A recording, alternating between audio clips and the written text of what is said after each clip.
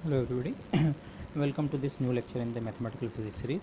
हम लोग physical significances देख रहे थे, ग्रेडियंट, डाइवर्जेंस और कर्ल, जो तीन ऑपरेशन हमारे डेल से बनते हैं, डेल ऑपरेटर से। तो ग्रेडियंट को हमने स्टडी कर लिया था। ओके, ग्रेडियंट जो ऑपरेशन है वो जो वेक्टर हमें देता है उसकी क्या सिग्निफिकेंस है, किस डायरेक्शन में पॉइंट करता है, क्या मैग्नीट्यूड। ओके, और ग्रेडियंट जो शब्द है, बेसिकली जो इंग्लिश का वर्ड है ग्रेडियंट, स्लोप, उसको जस्टिफाई भी कर रहा था। Okay, maximum rate of change वो उसका मैग्नीट्यूड होता है और मैक्सिमम रेट ऑफ चेंज की डायरेक्शन में ही वो पॉइंट भी करता है। ओके, डेल टी को डिफाइन करने के लिए बेसिक हमने ये इक्वेशन यूज़ की थी। ओके, ग्रेडियंट जो है मैथमेटिकली होता इतना है, लेकिन उसके सिग्निफिकेंस को अंडरस्टैंड करने के लिए हमें इस एक्सप्रेशन को देखना पड़ा। Okay, this. अच्छा, अब डाइवर्जेंस और कर्ल के जो एक्सप्रेशन हैं वो भी मैंने यहाँ पे लिखे हैं। डाइवर्जेंस और कर्ल आप किसी वेक्टर फील्ड के लिए डिफाइन करते हैं। ओके, तो माना मैं एक ही वेक्टर फील्ड की बात करूँ, एक ही, उसके डाइवर्जेंस का एक्सप्रेशन ये है और कर्ल का। इन एक्सप्रेशंस में बेसिकली केवल जो चीज़ आ रही है वो ए के कंपोनेंट्स के पार्शियल डेरिवेटिव्स हैं। कुल मिला के आपके पास 9 पार्शियल डेरिवेटिव्स हैं, 3 यहाँ और 6 यहाँ हैं। ओके, तो आपको बेसिकली सबसे पहले इन पार्शियल डेरिवेटिव्स का रोल समझना है। ओके, मोर और लेस आप वैसे जानते हैं, बट पहले मैं उससे स्टार्ट करूँगा। पार्शियल डेरिवेटिव क्या स्पेसिफाई कर रहे हैं, ये 9 के 9। ओके, 9 मैंने शॉर्ट में इस तरह से लिखे हैं, ए एक्स के 3 पार्शियल डेरिवेटिव, एक्स वाई और जेड के रेस्पेक्ट में। ए एक्स का एक्स के रेस्पेक्ट में यहाँ आता है, और ए एक्स का जेड के रेस्पेक्ट में ये है, और वाई के रेस्पेक्ट में ये है, और सिमिलरली बाकी भी हैं। तो ये जो 9 पार्शियल डेरिवेटिव्स हो सकते हैं, ए के एक्स कंपोनेंट के तीनों वेरिएबल्स के रेस्पेक्ट में, ए के वाई कंपोनेंट के एंड ए के जेड कंपोनेंट में, तो ये क्या स्पेसिफाई कर रहे हैं, पहले इसको मैथमेटिकली समझते हैं और तब किसी एक फिजिकल पिक्चर इमर्ज करने की कोशिश करेंगे कि हाँ क्या इनका मीनिंग होता है, क्यों इस वाले में 3 डेरिवेटिव्स जो एक साथ आए एडिशन में, ये डेरिवेटिव्स कैसे हैं, एक्स कंपोनेंट का एक्स के रेस्पेक्ट में, वाई का वाई के और जेड का जेड के रेस्पेक्ट में। इन्हें मैं सेम डेरिवेटिव्स कहूँगा, सेम का सेंस आप समझ जाओगे। ओके, और इन्हें मैं क्रॉस डेरिवेटिव्स कहूँगा, क्रॉस इस सेंस में जेड वाले का डिफरेंशिएशन वाई के रेस्पेक्ट में, वाई का जेड के रेस्पेक्ट में, x z z x y x. ठीक है, तो ये इस वाले एक्सप्रेशन में जो है हमने क्रॉस डेरिवेटिव्स इस तरह से अरेंज किए। आप इसे अरेंजमेंट समझ लीजिए कि हमने डेल क्रॉस ए को इतना डिफाइन किया है, पर इतना डिफाइन करके ये जो चीज़ बनी ये क्या स्पेसिफाई कर रही है, और इतना डिफाइन करके डेल डॉट ए जो बना जिसमें ये 3 डेरिवेटिव्स हमने शामिल किए, ये क्या स्पेसिफाई कर रहा है। Okay, so we are trying to understand this. Okay, remember partial derivative क्या बताता है, rate of change with respect to one keeping the other two fixed. माना आप एक्स के रेस्पेक्ट में किसी भी क्वांटिटी को पार्शियल डिफरेंशिएट कर रहे हैं, तो मतलब आप केवल इंडिपेंडेंट क्वांटिटीज़ में से एक्स को थोड़ा चेंज कर रहे हैं स्मॉल अमाउंट से, और तब वो डिपेंडेंट क्वांटिटी पे चेंज देख रहे हैं। इस इंडिपेंडेंट क्वांटिटी एक्स को जब आपने चेंज किया, आपने वाई और जेड को क्या रखा, कांस्टेंट, एंड सो ऑन। तो पार्शियल डेरिवेटिव है। यहाँ पे थोड़ा मैं टेलर एक्सपेंशन की बात भी करूँगा। ओके, टेलर सीरीज जिसे आप कहते हैं, माना वो ये ऑर्डनरी कैलकुलस है आपकी, कोई फंक्शन ऑफ वन वेरिएबल है, एफ एक्स है। ओके, से उसका ग्राफ भी इस तरह का बनता है, माना रियल फंक्शन है। तो अगर किसी पॉइंट एक्स पे आपको फंक्शन की वैल्यू पता है, तो एक दूसरे पॉइंट पे, और कोई ज़रूरी नहीं है ये पॉइंट नियर बाई हो, ये पॉइंट बहुत दूर का पॉइंट भी हो सकता है। ठीक है, एक्स और एक दूसरा पॉइंट एक्स प्लस एच अगर आपके पास है, एच नेसेसरली स्मॉल अभी नहीं है। ओके, एच लार्ज भी हो सकता है। तो एक्स प्लस एच पे जो फंक्शन की वैल्यू है वो आप इस तरह की एक सीरीज़ से हम एक्सप्रेस करते हैं, जिसे हम टेलर सीरीज़ या टेलर एक्सपेंशन कहते हैं। एफ एक्स मतलब फंक्शन की वैल्यू ओरिजिनल पॉइंट पे plus H times F dash x. H यहाँ से यहाँ तक की डिस्टेंस जितना आपने इंडिपेंडेंट वेरिएबल को शिफ्ट किया है वो, इनटू फंक्शन का फर्स्ट डेरिवेटिव इस पॉइंट पे, ओरिजिनल पॉइंट पे, plus H square over factorial 2, ये जो डिस्टेंस है इसका स्क्वायर और इस ओवर फैक्टोरियल 2 का फैक्टर, और इसी पॉइंट पे एफ एक्स वाले लोकेशन पे फंक्शन का डबल डेरिवेटिव, और प्लस इसमें हायर टर्म्स भी हैं, अगला term h cube over factorial 3 f triple dash x and so and so on. Basically Taylor theorem क्या कहता है आपको, अगर आपको एक ही पॉइंट एक्स पे फंक्शन की वैल्यू पता है, और उसके फर्स्ट डेरिवेटिव की वैल्यू पता है, और उसके सेकंड डेरिवेटिव की वैल्यू पता है, और थर्ड डेरिवेटिव और फोर्थ, एक पॉइंट पे अगर आपको फंक्शन के सारे डेरिवेटिव्स पता हैं, तो इन प्रिंसिपल वो फंक्शन आप किसी भी पॉइंट पे डिटरमिन कर सकते हैं। एक्स प्लस एच कितना भी हो सकता है, एक्स प्लस 1 भी हो सकता है, एक्स प्लस 0.1 स्मॉल भी हो सकता है, पर ये एक्स प्लस 100 एक्स प्लस 1000 भी हो सकता है, लेकिन बशर्ते आपको एक पॉइंट पे फंक्शन के सारे फंक्शन की वैल्यू और उसके सारे ऑर्डर के डेरिवेटिव्स पता हो। सारे ऑर्डर के मतलब फर्स्ट ऑर्डर भी, second order, third order, fourth order. तो ये तो एच किसकी किसी भी वैल्यू के लिए एप्लीकेबल है। पर अगर एच हमारा स्मॉल हो, जो डिस्टेंस है जिस पॉइंट पे आपको फंक्शन नोन है और जिस पॉइंट पे आप फंक्शन की वैल्यू फिर से निकालना चाहते हैं एक्स प्लस एच पे, माना इनके बीच का गैप कम है, एच इज़ स्मॉल, तो अगर एच स्मॉल है तो एच स्क्वायर और H cube terms much smaller होंगे। तो अगर एच इतना स्मॉल है कि हम इन हायर ऑर्डर टर्म्स को ड्रॉप कर सकते हैं। फिगर में आप सोचें, हम फंक्शन की वैल्यू हमें यहाँ पे पता है एफ एक्स पे इतनी है, और हम यहाँ पे निकालना चाह रहे हैं एक्स प्लस एच, अब एच बहुत छोटा है, इतना कम, तो वहाँ उस केस में ये जो एग्जैक्ट टेलर एक्सपेंशन है आप इसको अप्रॉक्सीमेट कर सकते हैं। आप इन हायर ऑर्डर टर्म्स को ड्रॉप कर दें, एच स्क्वायर और एच क्यूब वाले टर्म्स और हायर टर्म्स को अगर आप ड्रॉप कर दें तो आपके पास सिंपली ये एक्सप्रेशन बनता है। ओके, और ये चीज़ तो बेसिकली आप डेरिवेटिव को डिफाइन ही इस तरह से करते हैं, f x plus h minus f x और डिनोमिनेटर में एच और limit h tending to zero में, यही तो डेरिवेटिव होता है। एच अगर बहुत स्मॉल है तो limit h tending to zero उस तरह से इनकॉर्पोरेट हो रही है, तो अप्रॉक्सीमेटली आपका ये एक्सप्रेशन बनता है। ओके, ये डेरिवेटिव को आप डिफाइन ही ऐसे करते हैं। ओके दिस तो टेलर एक्सपेंशन। लेकिन टेलर एक्सपेंशन मैंने इसलिए लिखा, टेलर एक्सपेंशन एक्चुअली एक एग्जैक्ट रिजल्ट है।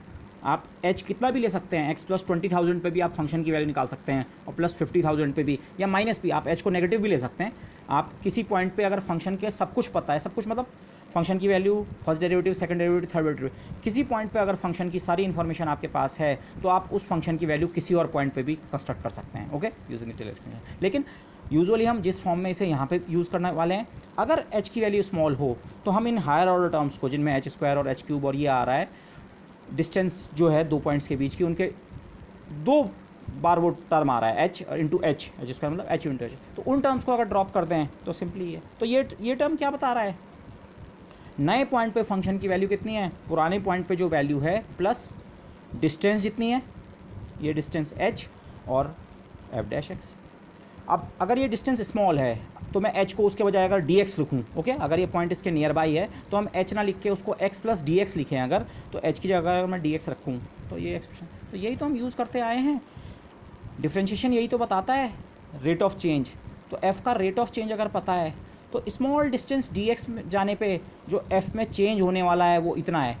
तो जो नए पॉइंट पे वैल्यू है पुराने पॉइंट की वैल्यू प्लस टोटल चेंज, और चेंज कितना है, derivative rate of change into small distance जो आपने कवर किया है। Okay this. अच्छा, अब यहाँ पे मैं एक कन्वेंशन यूज़ करूँगा इस लेक्चर और अगले लेक्चर में तक ही मोस्ट प्रॉब्ली। तीन एक्सेस की हमें बात करनी है, एक्स वाई जेड की। एक्स एक्सेस ये फॉरवर्ड डायरेक्शन में है, वाई इसी कागज़ में ऊपर की ओर है, और जेड एक्सेस ये मैंने ब्लू से दिखाया है, ये एक्चुअली कागज़ से बाहर की ओर आ रहा है। ओके दिस, ये आप इस तरह सोचिए, जेड वेक्टर एक्चुअली ये है, ये कागज़ से बाहर की ओर, लेकिन फिगर में मैंने ऐसे दिखाया। और थोड़ा और क्लैरिटी मेंटेन करने के लिए मैंने इसको एक्स एक्सेस को ब्लैक से दिखाया है, रेड को वाई को रेड से दिखाया है, और जेड को ब्लू से दिखाया है। ओके, मैं आगे वाले एक आध पॉइंट्स तक इस कन्वेंशन को मेंटेन करने की कोशिश करूंगा। ओके, जैसे ये कलर जो मैंने कोडिंग यूज़ करने की कोशिश की। अब माना ये कोई पॉइंट है, इस ये एक्सिस सिस्टम है, ये अब एक्सिस सिस्टम नहीं है, ये मैंने एक पॉइंट लिया है। पहले आप सोचिए, जैसे मैंने इस 3 डायमेंशनल स्पेस में कहीं पे एक पॉइंट पी है, उस पॉइंट के कोऑर्डिनेट्स माना एक्स वाई जेड, और अगेन माना हमारा कोई स्केलर फंक्शन है, चाहे तो आप टेम्परेचर ही सोच लीजिए, हर कमरे में हर पॉइंट पे कुछ टेम्परेचर है, तो इस पर्टिकुलर पॉइंट P जिसके कोऑर्डिनेट्स एक्स वाई जेड हैं, वहाँ पे माना टेम्परेचर T है, तो T is a function of x Y Z. Okay, एक स्केलर फंक्शन हमने डिफाइन कर रखा है T x Y Z. Okay, इस पॉइंट P पे इसकी वैल्यू इतनी है। अब अगर मैं इस पॉइंट से थोड़ा सी आगे बढ़ूँ, केवल एक्स एक्सिस के अलॉन्ग, केवल एक्स एक्सिस के अलॉन्ग, और कितनी डिस्टेंस, केवल dx डिस्टेंस, बहुत ज़्यादा डिस्टेंस नहीं, इन्फिनिटेसिमल डिस्टेंस, तो मैं इस पॉइंट से थोड़ा दूर गया, लेकिन मेरा डिस्प्लेसमेंट इस तरह से है कि मेरा डिस्प्लेसमेंट केवल एक्स कोऑर्डिनेट को अफेक्ट करता है। ओके, तो अब इस नए पॉइंट पे, इसका नाम माना आप P1 रख दें, इस नए पॉइंट पे टेम्परेचर कितना है, तो इस नए पॉइंट पे टेम्परेचर सिंबॉलिक फॉर्म में हम लिख देंगे T एट, इस नए पॉइंट का एक्स कोऑर्डिनेट हो जाएगा x प्लस dx, और जबकि y और z में हमने मोशन नहीं किया है तो y और z कोऑर्डिनेट सेम रहेगा। तो सवाल एक्चुअली ये है, अगर ये हमें पता है, स्टार्टिंग पॉइंट पे टेम्परेचर पता है या स्केलर फंक्शन पता है, तो ये इस पॉइंट पे स्केलर फंक्शन कितना होगा। ओके, तो उसका आंसर ये लिखा हुआ है आपके सामने, T दिस ओरिजिनल पॉइंट का टेम्परेचर। इसी डेफिनेशन को फिर से यूज़ किया इन अ सर्टेन सेंस, लेकिन यहाँ कंप्लीट डेरिवेटिव था, यहाँ partial derivative. Del T upon del x क्या बताता है, ये भी टी का rate of change with x, लेकिन पार्शियल का मतलब है हम केवल एक्स को चेंज करते हुए जब जाते हैं तब टी कितनी तेज़ी से बदलता है, ये रेट ऑफ चेंज है प्योरली विद एक्स। तो इस समय हमने मोशन भी तो प्योरली एक्स के अलॉन्ग किया है, हमने केवल एक्स को चेंज किया है, वाई और जेड क्या थे, कांस्टेंट, जितनी वाई की वैल्यू यहाँ उतनी यहाँ, जितनी जेड की वैल्यू यहाँ। तो इस प्रोसेस में केवल एक्स कोऑर्डिनेट चेंज हुआ है, तो रेट ऑफ चेंज भी कौन सा वाला, केवल एक्स के रेस्पेक्ट वाला। ये इसका जनरलाइजेशन हो गया। तो अगर आप केवल x के अलॉन्ग थोड़ा सी मूवमेंट करके नए पॉइंट पे गए, तो वहाँ पे जो स्केलर फंक्शन या टेम्परेचर का एग्जांपल ले रहे हैं, तो टेम्परेचर की जो वैल्यू है वो पुरानी value plus rate of change, लेकिन अब की बार रेट ऑफ चेंज कौन सा वाला, पार्शियल डिफरेंशिएशन वाला, केवल x के साथ रेट ऑफ चेंज। और कितनी डिस्टेंस आप आगे गए, तो ये इस डिस्टेंस को हमने dx का है, dx, तो ये थ्री डायमेंशनल केस में इसका जनरलाइजेशन है। ओके, इनफैक्ट ग्रेडियंट में हमने यही चीज़ यूज़ की थी। ओके, कितना चेंज होता है वो, बट ये, और मैंने यहाँ पे क्लैरिटी के लिए पी भी लिखा है, ग्रीन पेन से पी लिखा है, आगे से मैं कभी लिखूंगा कभी नहीं, बट इसका मतलब ये है, ये जो मुझे पार्शियल डेरिवेटिव इवेलुएट करना है ये इस वाले पॉइंट पे, ये rate of change of T है विद एक्स, लेकिन हो सकता है ये यहाँ पे अलग हो, यहाँ पे अलग हो, यहाँ पे अलग हो, अलग अलग पॉइंट्स पे अलग अलग हो सकता है। तो अगर मैं इस पॉइंट से थोड़ा सी आगे बढ़ाऊँ तो मुझे रेट ऑफ चेंज इस पॉइंट का चाहिए। टी इस पॉइंट पे एक्स के साथ कितनी तेज़ी से चेंज होता है। ओके, अगर मैं इस पॉइंट पे इनिशियली था और यहाँ से थोड़ा आगे जाऊँगा तो मुझे partial derivative del T upon del x इस वाले पॉइंट पे एवेलुएट करना पड़ेगा। तो जिस पॉइंट पे हम इंटरेस्टेड हैं, जहाँ से हमने थोड़ा सी डिस्प्लेसमेंट कर रहे हैं उस पॉइंट पे। ओके, अच्छा, अब ऐसा ही सवाल हम वाई एक्सिस के लिए भी पूछ सकते हैं। माना अगेन मैं इनिशियल पॉइंट पी पे ही था और टेम्परेचर ये था, अब मैंने मोशन केवल वाई एक्सिस के अलॉन्ग किया और स्मॉल डिस्प्लेसमेंट डी वाई का किया, तो उस पॉइंट पे टेम्परेचर कितना होगा, जो एक्सप्रेशन जो हम लिख सकते हैं, टी एक्स और जेड तो उतने ही हैं और वाई हो गया y plus d y. Okay, y coordinate change हो गया।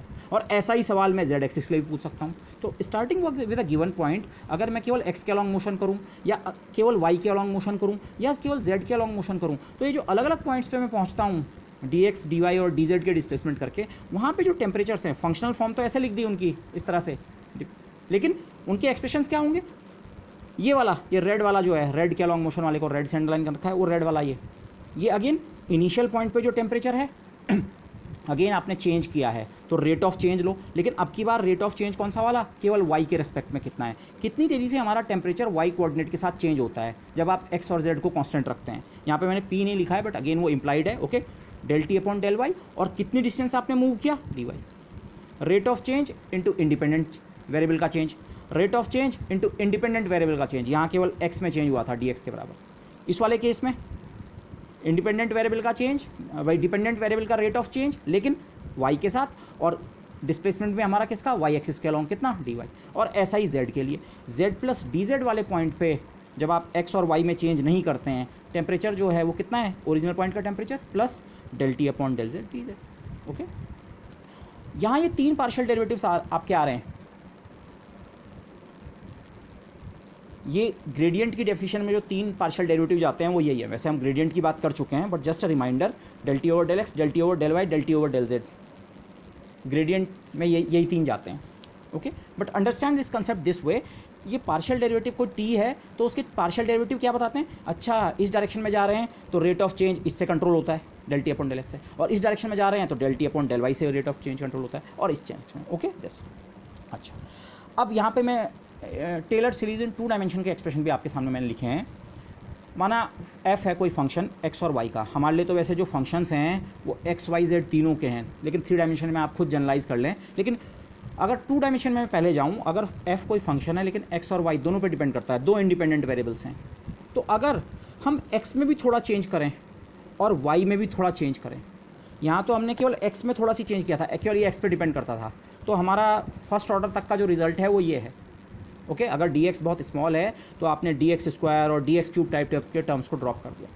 लेकिन अब वैसा ही केस यहाँ पे भी है, अगर हम किसी पॉइंट पे थे और फंक्शन की वैल्यू कुछ थी, टू डायमेंशनल प्लेन में हम किसी पॉइंट पे थे और फंक्शन की कुछ वैल्यू थी, और अब हमने एक्स को भी थोड़ा चेंज किया और वाई को भी थोड़ा चेंज किया, तो जो टेलर एक्सपेंशन जिसे हम कहते हैं टू डायमेंशन में, वो ऐसा बनता है, एफ एक्स वाई फंक्शन की वैल्यू ओरिजिनल पॉइंट पे एक्स वाई वाले पॉइंट पे, plus del f upon del x D x. ये टर्म ऐसा ही है, आप इसी का जनरलाइजेशन समझ लीजिए, कंप्लीट के बजाय पार्शियल डिफरेंशिएशन। अच्छा, आपने डी एक्स डिस्प्लेसमेंट एक्स के अलॉन्ग किया तो उसके अलॉन्ग ये फैक्टर आएगा, लेकिन आपने साथ साथ डी वाई डिस्प्लेसमेंट वाई के अलॉन्ग भी किया है, इस समय दोनों के अलॉन्ग डिस्प्लेसमेंट किया है। ऐसा नहीं कि ये x plus D x comma y था या x comma y plus d y, आपने दोनों में अगर चेंज किया तो ये वाला टर्म और ये वाला टर्म दोनों आता है।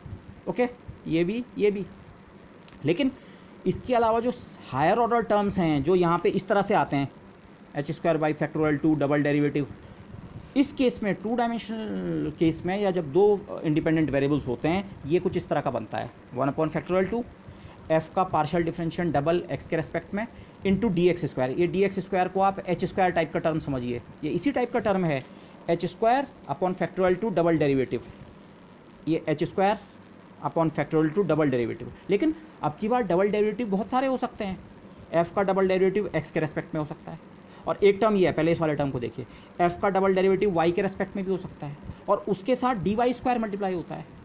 आप इसको इस फिगर की तरह अगर सोचना चाह रहे हैं, अब की बार आपने x में चेंज किया, माना x में चेंज किया h1 का और y में चेंज किया h2 का, दोनों डायरेक्शंस में आपने मोशन किया है। x dx को थोड़ी देर के लिए h1 सोचिए और dy को थोड़ी देर के लिए h2 अगर आप सोचें, तो ये वाले टर्म्स जो हैं ये इस तरह के हैं, ये वाले h into derivative h1 into उस डायरेक्शन का डेरिवेटिव, h2 इंटू उस डायरेक्शन का डेरिवेटिव, क्योंकि अब की बार आप दो चीज़ों को चेंज कर रहे हैं। और ये टर्म है h square over factorial two h1 square over factorial two उस डायरेक्शन का double derivative, h2 square upon factorial two double derivative. लेकिन इसके अलावा एक टर्म इस तरह का भी आता है। इनफैक्ट क्रॉस डेरिवेटिव नॉर्मली हम इस तरह के टर्म को कहते हैं। ये है h1 इंटू h2 और 2 डबल डेरिवेटिव, एक बार x के रेस्पेक्ट में एक बार y के रेस्पेक्ट में।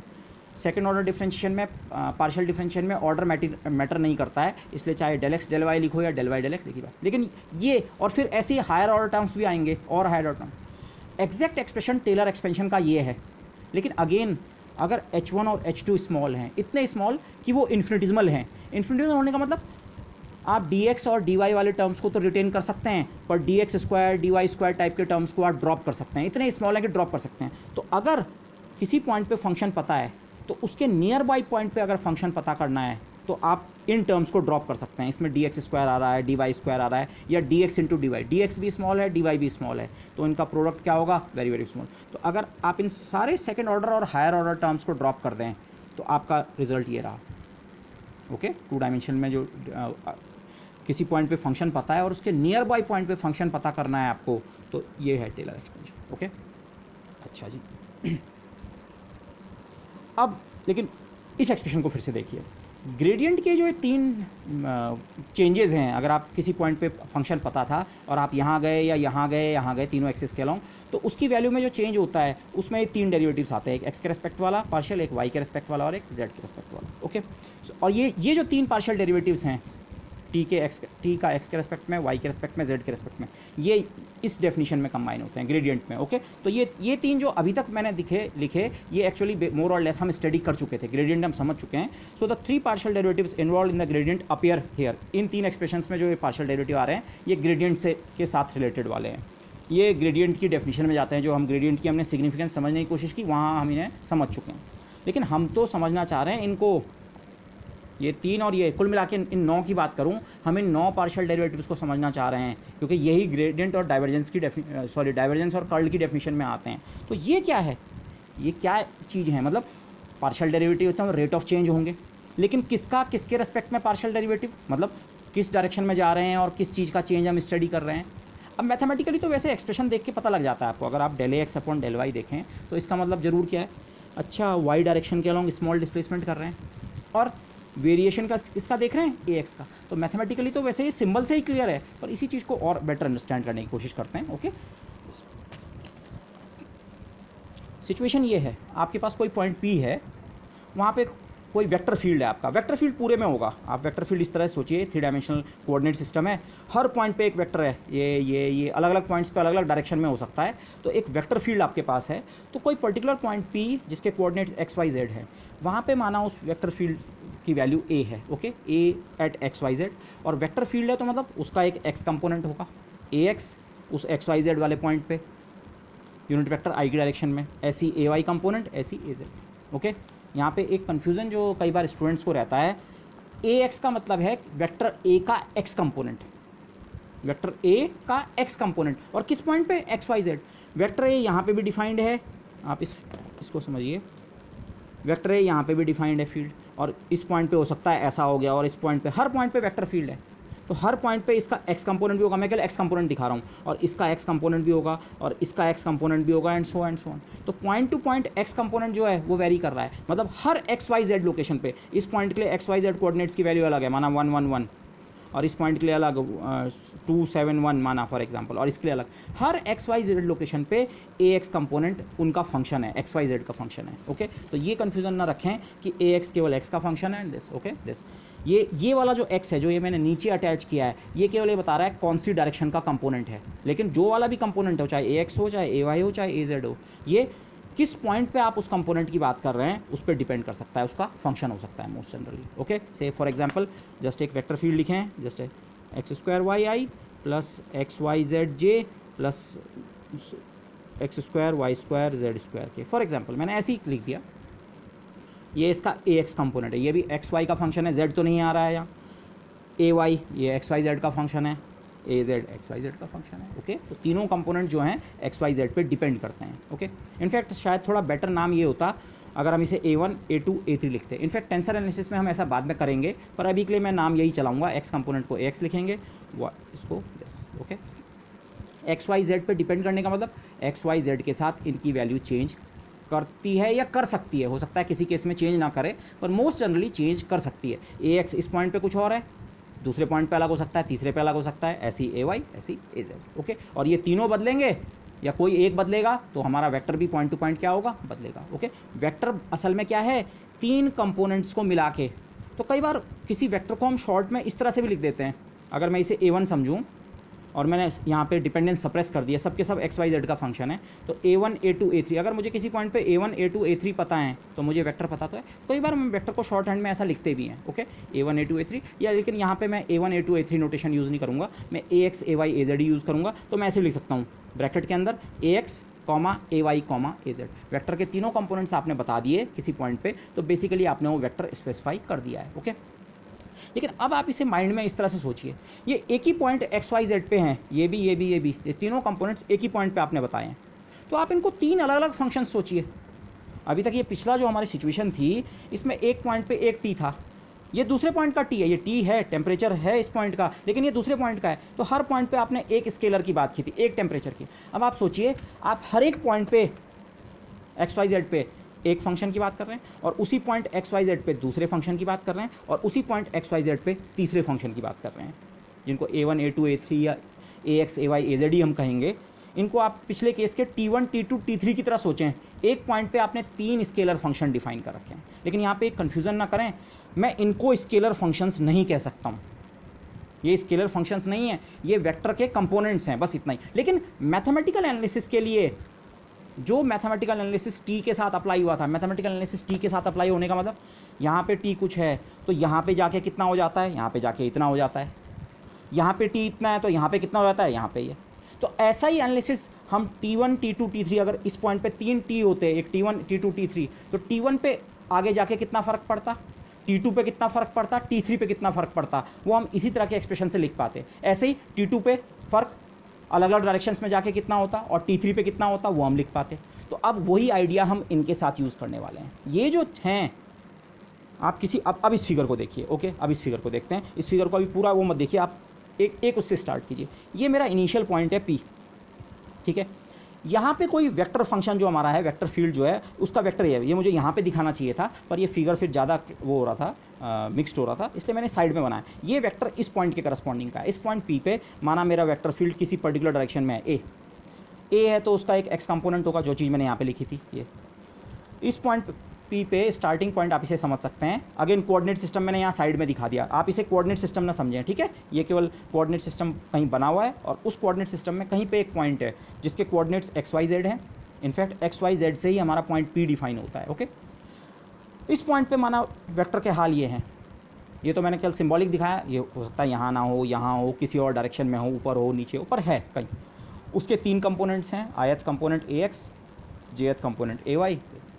ये तीनों कंपोनेंट्स अपने आप में किसके फंक्शन है, एक्स का, वाई का, जेड का। ओके, और शॉर्ट में मैं इस वेक्टर ए को ऐसे भी लिखूंगा, AX AY Z। सिंपली इस पॉइंट पे जो वेक्टर फील्ड है उसको स्पेसिफाई करने के लिए उसका AX बता दूं, AY बता दूं, AZ।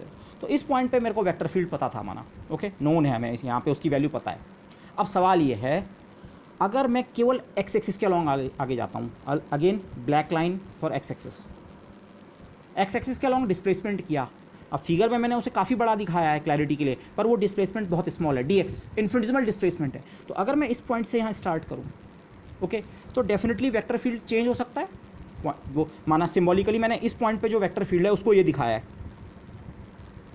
वेक्टर फील्ड चेंज हो रहा है, मतलब उसका हो सकता है एक्स कंपोनेंट भी बदल रहा हो और वाई भी बदल रहा हो और जेड भी बदल रहा हो। मोस्ट जनरली उसके तीनों कंपोनेंट चेंज हो सकते हैं। तो अब सवाल यही है, ये इसमें कितना बदलाव आया और इसमें कितना बदलाव आया और इसमें कितना बदलाव आया। अब मैं वेक्टर की ए की बात नहीं करूँगा, उसके कंपोनेंट्स के टर्म में ही बात करूँगा। AX पे कितना फ़र्क पड़ा और AY पे कितना फ़र्क पड़ा और AZ पे। ओके, तो अब आप इस एक्सप्रेशन को देखिए, अगर हम केवल एक्स एक्सिस के अलॉन्ग आगे जाते हैं तो T पे कितना फ़र्क पड़ता है, ये वाली लाइन, ओरिजिनल टी और टी का rate of change with X और into D X. D X तो ये डिस्टेंस है, जितनी दूर आगे बढ़े तो उस डिस्टेंस से मल्टीप्लाई करना है, लेकिन पार्शियल डेरिवेटिव टी का लेना है एक्स के रेस्पेक्ट में, क्योंकि हम केवल एक्स कोऑर्डिनेट को चेंज कर रहे हैं।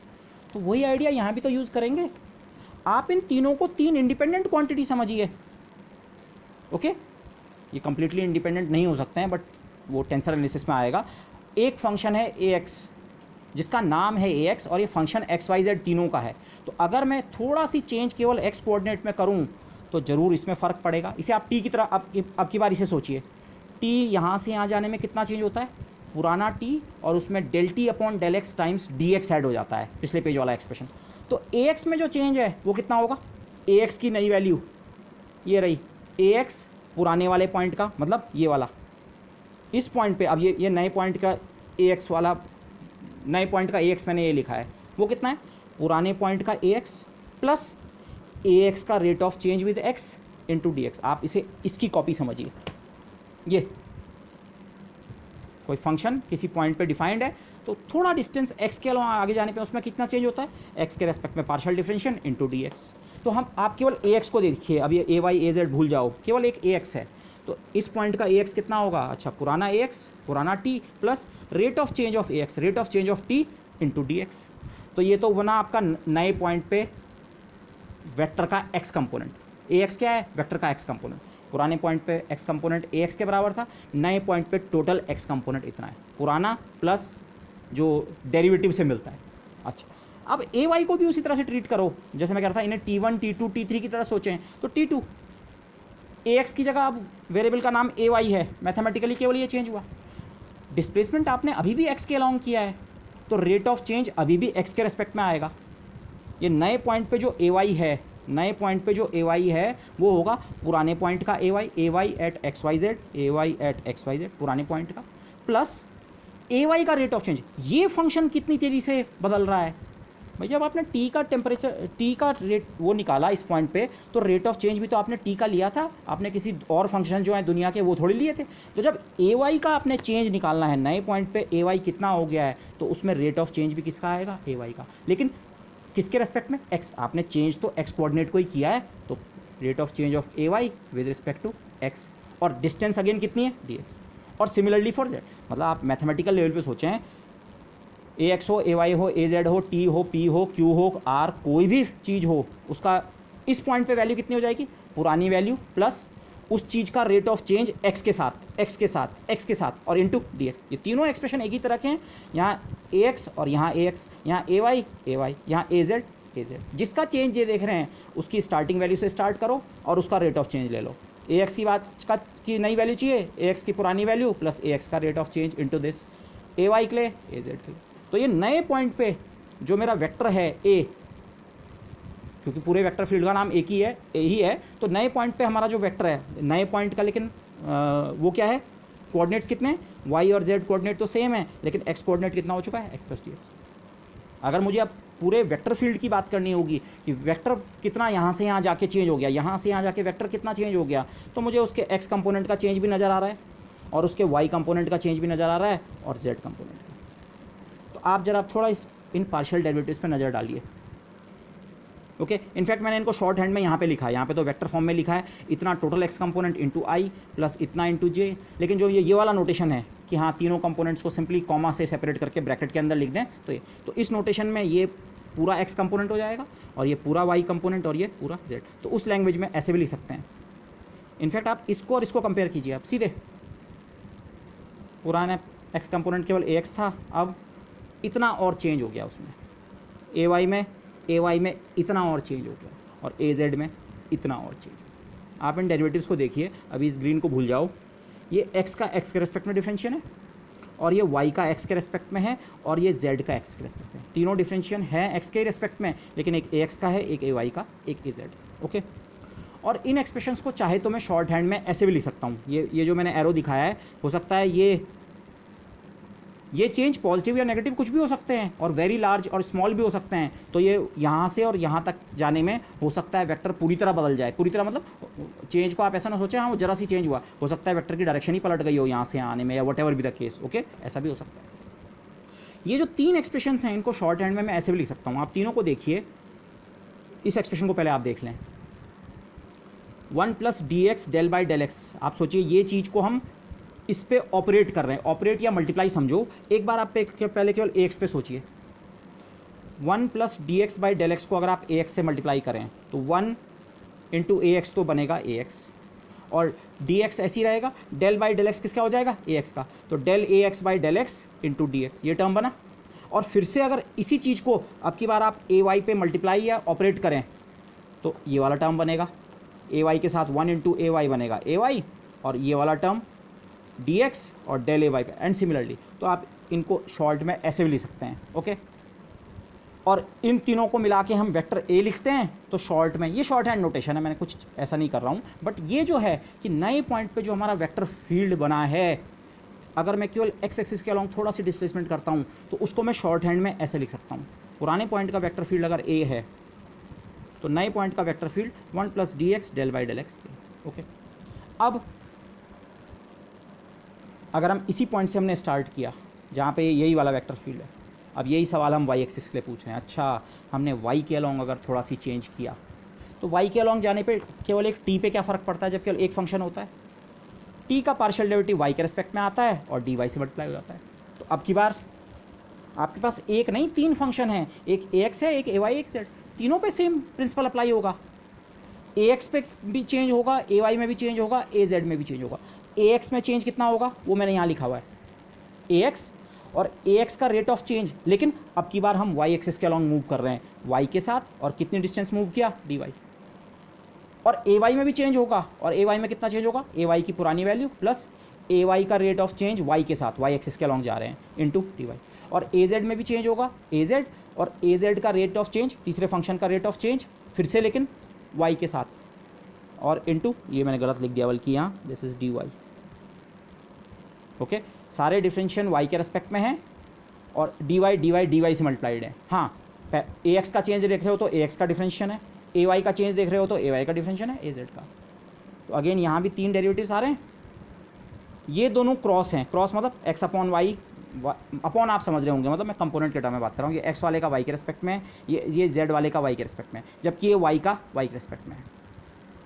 और सिमिलरली अगर आप इस एक्सिस के अलॉन्ग आते तो विदाउट रिपीटिंग, मैं सीधे मैंने यहाँ पे आंसर लिखा है, आपकी बार सारे डेरिवेटिव्स जेड के रेस्पेक्ट में हैं क्योंकि आप जेड एक्सिस के अलॉन्ग मूव कर रहे हैं, ओके। ए एक्स के चेंज में भी जेड का derivative into D Z, A Y में भी वही, ए जेड में भी। तो कुल मिला के आप देख रहे हैं आपको 9 डेरिवेटिव्स मिले हैं, चेंज में 9 डेरिवेटिव्स आ रहे हैं, 3 यहाँ, 1 2 3 यहाँ, 3 यहाँ, 3। जो मैंने लेक्चर शुरू किया था हमें इन्हीं 9 को समझना है, वो यही 9 है, आप चेक कर सकते हैं।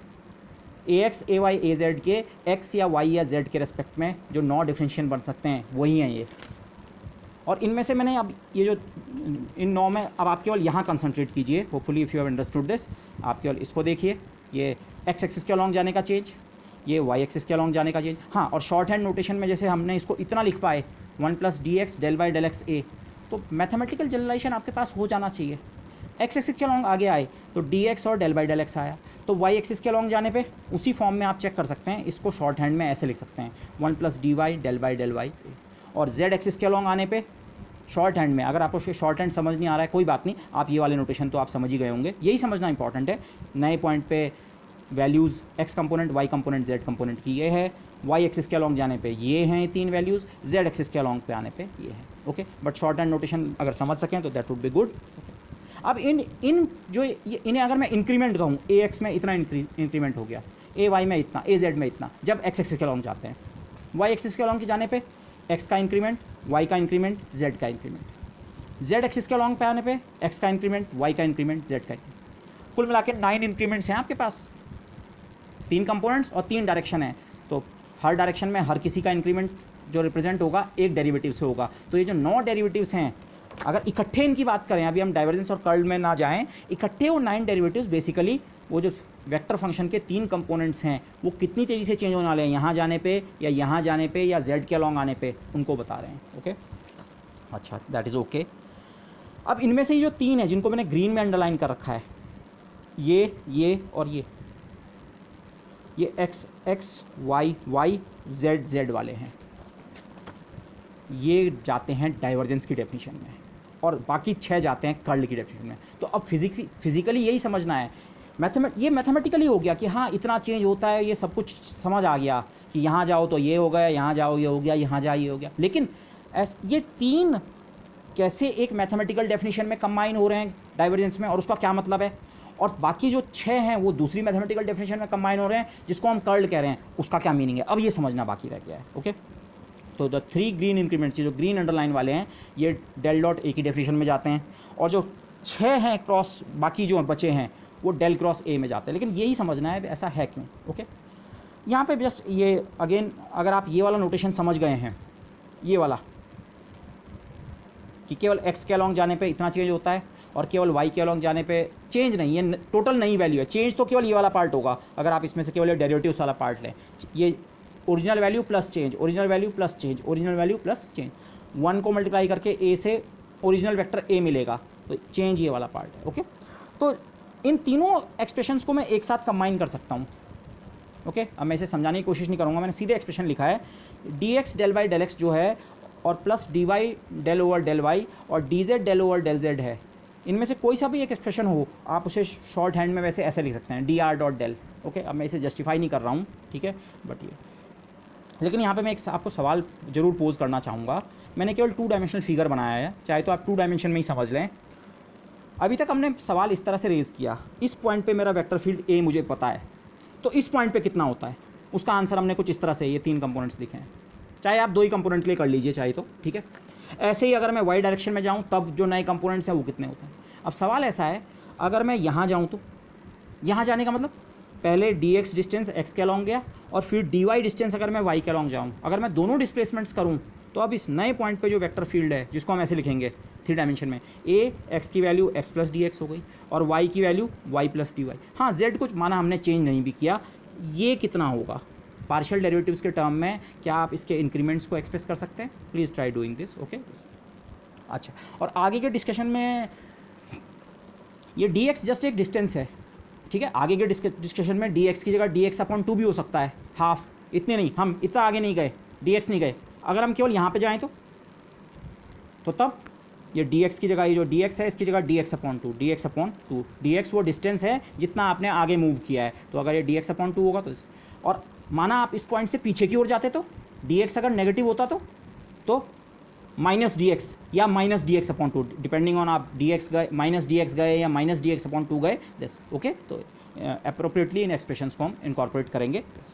तो if you have understood this, तो आप डाइवर्जेंस और कर्ल समझना is really straight forward, much straight forward. Okay, ये जो 9 पार्शियल डेरिवेटिव्स हैं जो पीछे हमारे पास आए, ये बेसिकली क्या कर रहे हैं, मैथमेटिकली ये समझ आ रहा है, ये कंट्रोल या डिटरमिन करते हैं कि how the components of a vector ax ay az vary during infinitesimal displacements dx dy dz। किसी पॉइंट से अगर हम इन्फिनिजिमल डिस्प्लेसमेंट dx करें या dy या dz करें x y और z एक्सिस के अलॉन्ग, तो उसके कंपोनेंट्स पे कितना फ़र्क पड़ता है उसको वो 9 डेरिवेटिव्स क्या करते हैं, बताते हैं। ओके, अगेन मैंने फिगर में फिर से यहाँ पे दिखाने की कोशिश की है। अब की बार मैंने कल 2 डायमेंशनल फिगर बनाया है, x axis black, red axis white, not y axis red, sorry. Okay, केवल ये 2 पॉइंट्स, इनिशियल पॉइंट P1 और उससे dx डिस्टेंस पे केवल x एक्सिस के अलॉन्ग दूसरा पॉइंट P2। माना यहाँ पे वेक्टर फील्ड इतना है, मैंने a P1 लिखा है, a at the point P1, इस पॉइंट पे, और मैं केवल 2 डायमेंशन में बात कर रहा हूँ, तो माना इसके x कंपोनेंट इतना है और y कंपोनेंट, क्वालिटेटिवली समझिए, इस पॉइंट का वेक्टर फील्ड माना इतना है, ये ग्रीन कंपोनेंट, और इस पॉइंट पे आते आते माना ये वेक्टर फील्ड ऐसा हो गया है। ऐसा होने का मतलब इसका x कंपोनेंट इतना है, आप इसका x के अलॉन्ग कंपोनेंट लीजिए और y।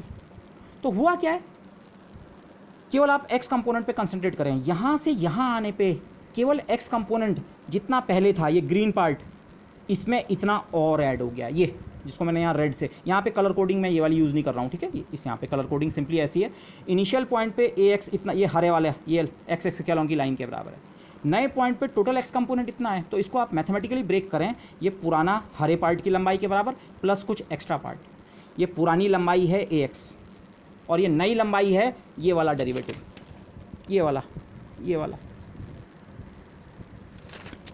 ax कितनी तेज़ी से x के साथ बदलता है और कितनी डिस्टेंस हम आगे गए dx।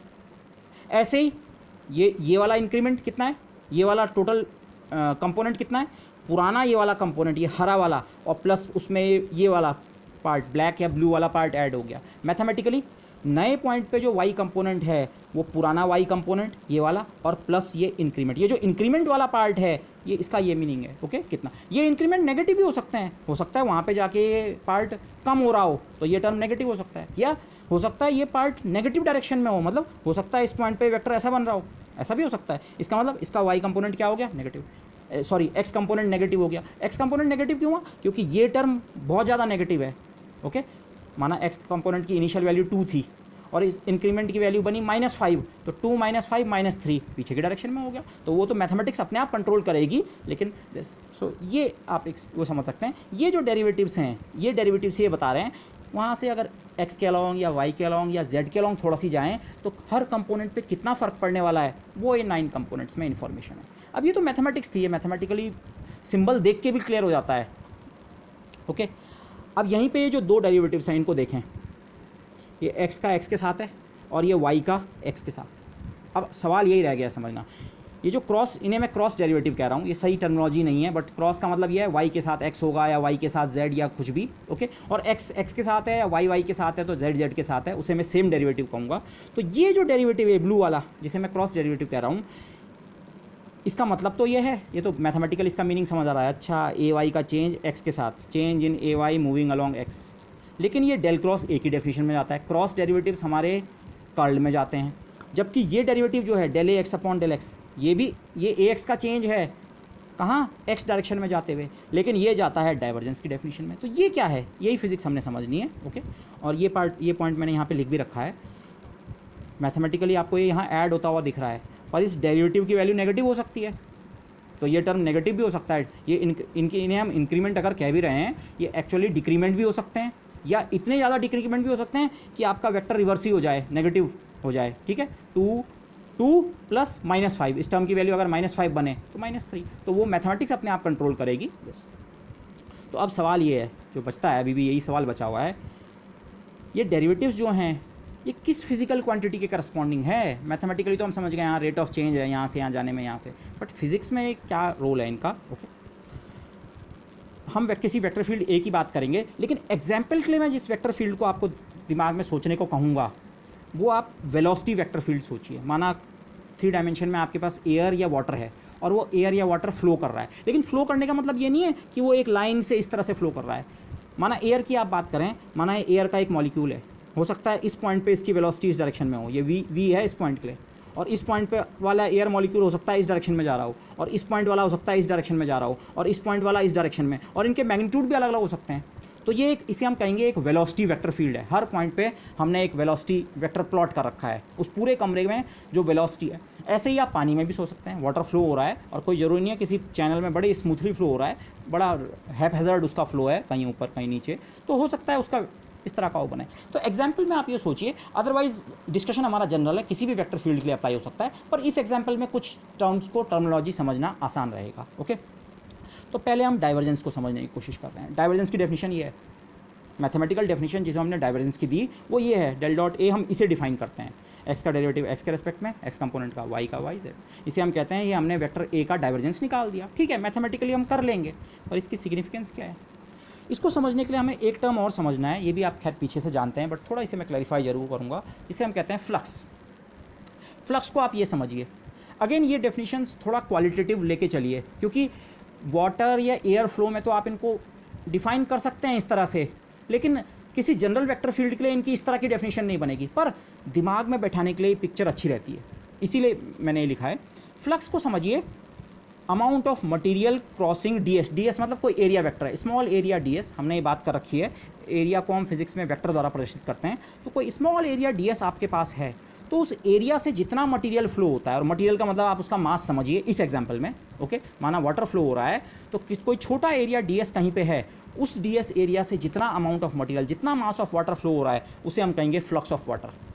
ओके, अब कोई दूसरा जनरल वेक्टर फील्ड है ए, हो सकता है वहाँ एक्चुअली किसी चीज़ का फ्लो ना हो रहा हो, तो इसलिए ये डेफिनेशन यूज़ करना थोड़ा मुश्किल है, इसीलिए मैं कह रहा हूँ। लेकिन आप आइडिया दिमाग में इस तरह का बैठा लें, हाँ फ्लक्स का मतलब कोई वो उस वेक्टर फील्ड से रिलेटेड कोई चीज़ हम सोचें फ्लो कर रही है, तो किसी एरिया से वो कितनी चीज़ फ्लो कर रही है वो होता है फ्लक्स। ओके, और अभी के लिए तो आप स्पेसिफिकली वाटर का एग्जाम्पल ले लें, वाटर फ्लो कर रहा है कहीं अलग अलग डायरेक्शन में अलग अलग, तो किसी एरिया से कितना पानी फ्लो कर रहा है, कितना मास ऑफ वाटर फ्लो कर रहा है, वही क्या होगा, फ्लक्स। ओके, और मैंने यहाँ ब्रैकेट में लिखा भी है, जनरल केस में not actual physical content is flowing in every case. हो सकता है किसी जनरल फील्ड ए के केस में कोई चीज़ फ्लो ना हो रही हो।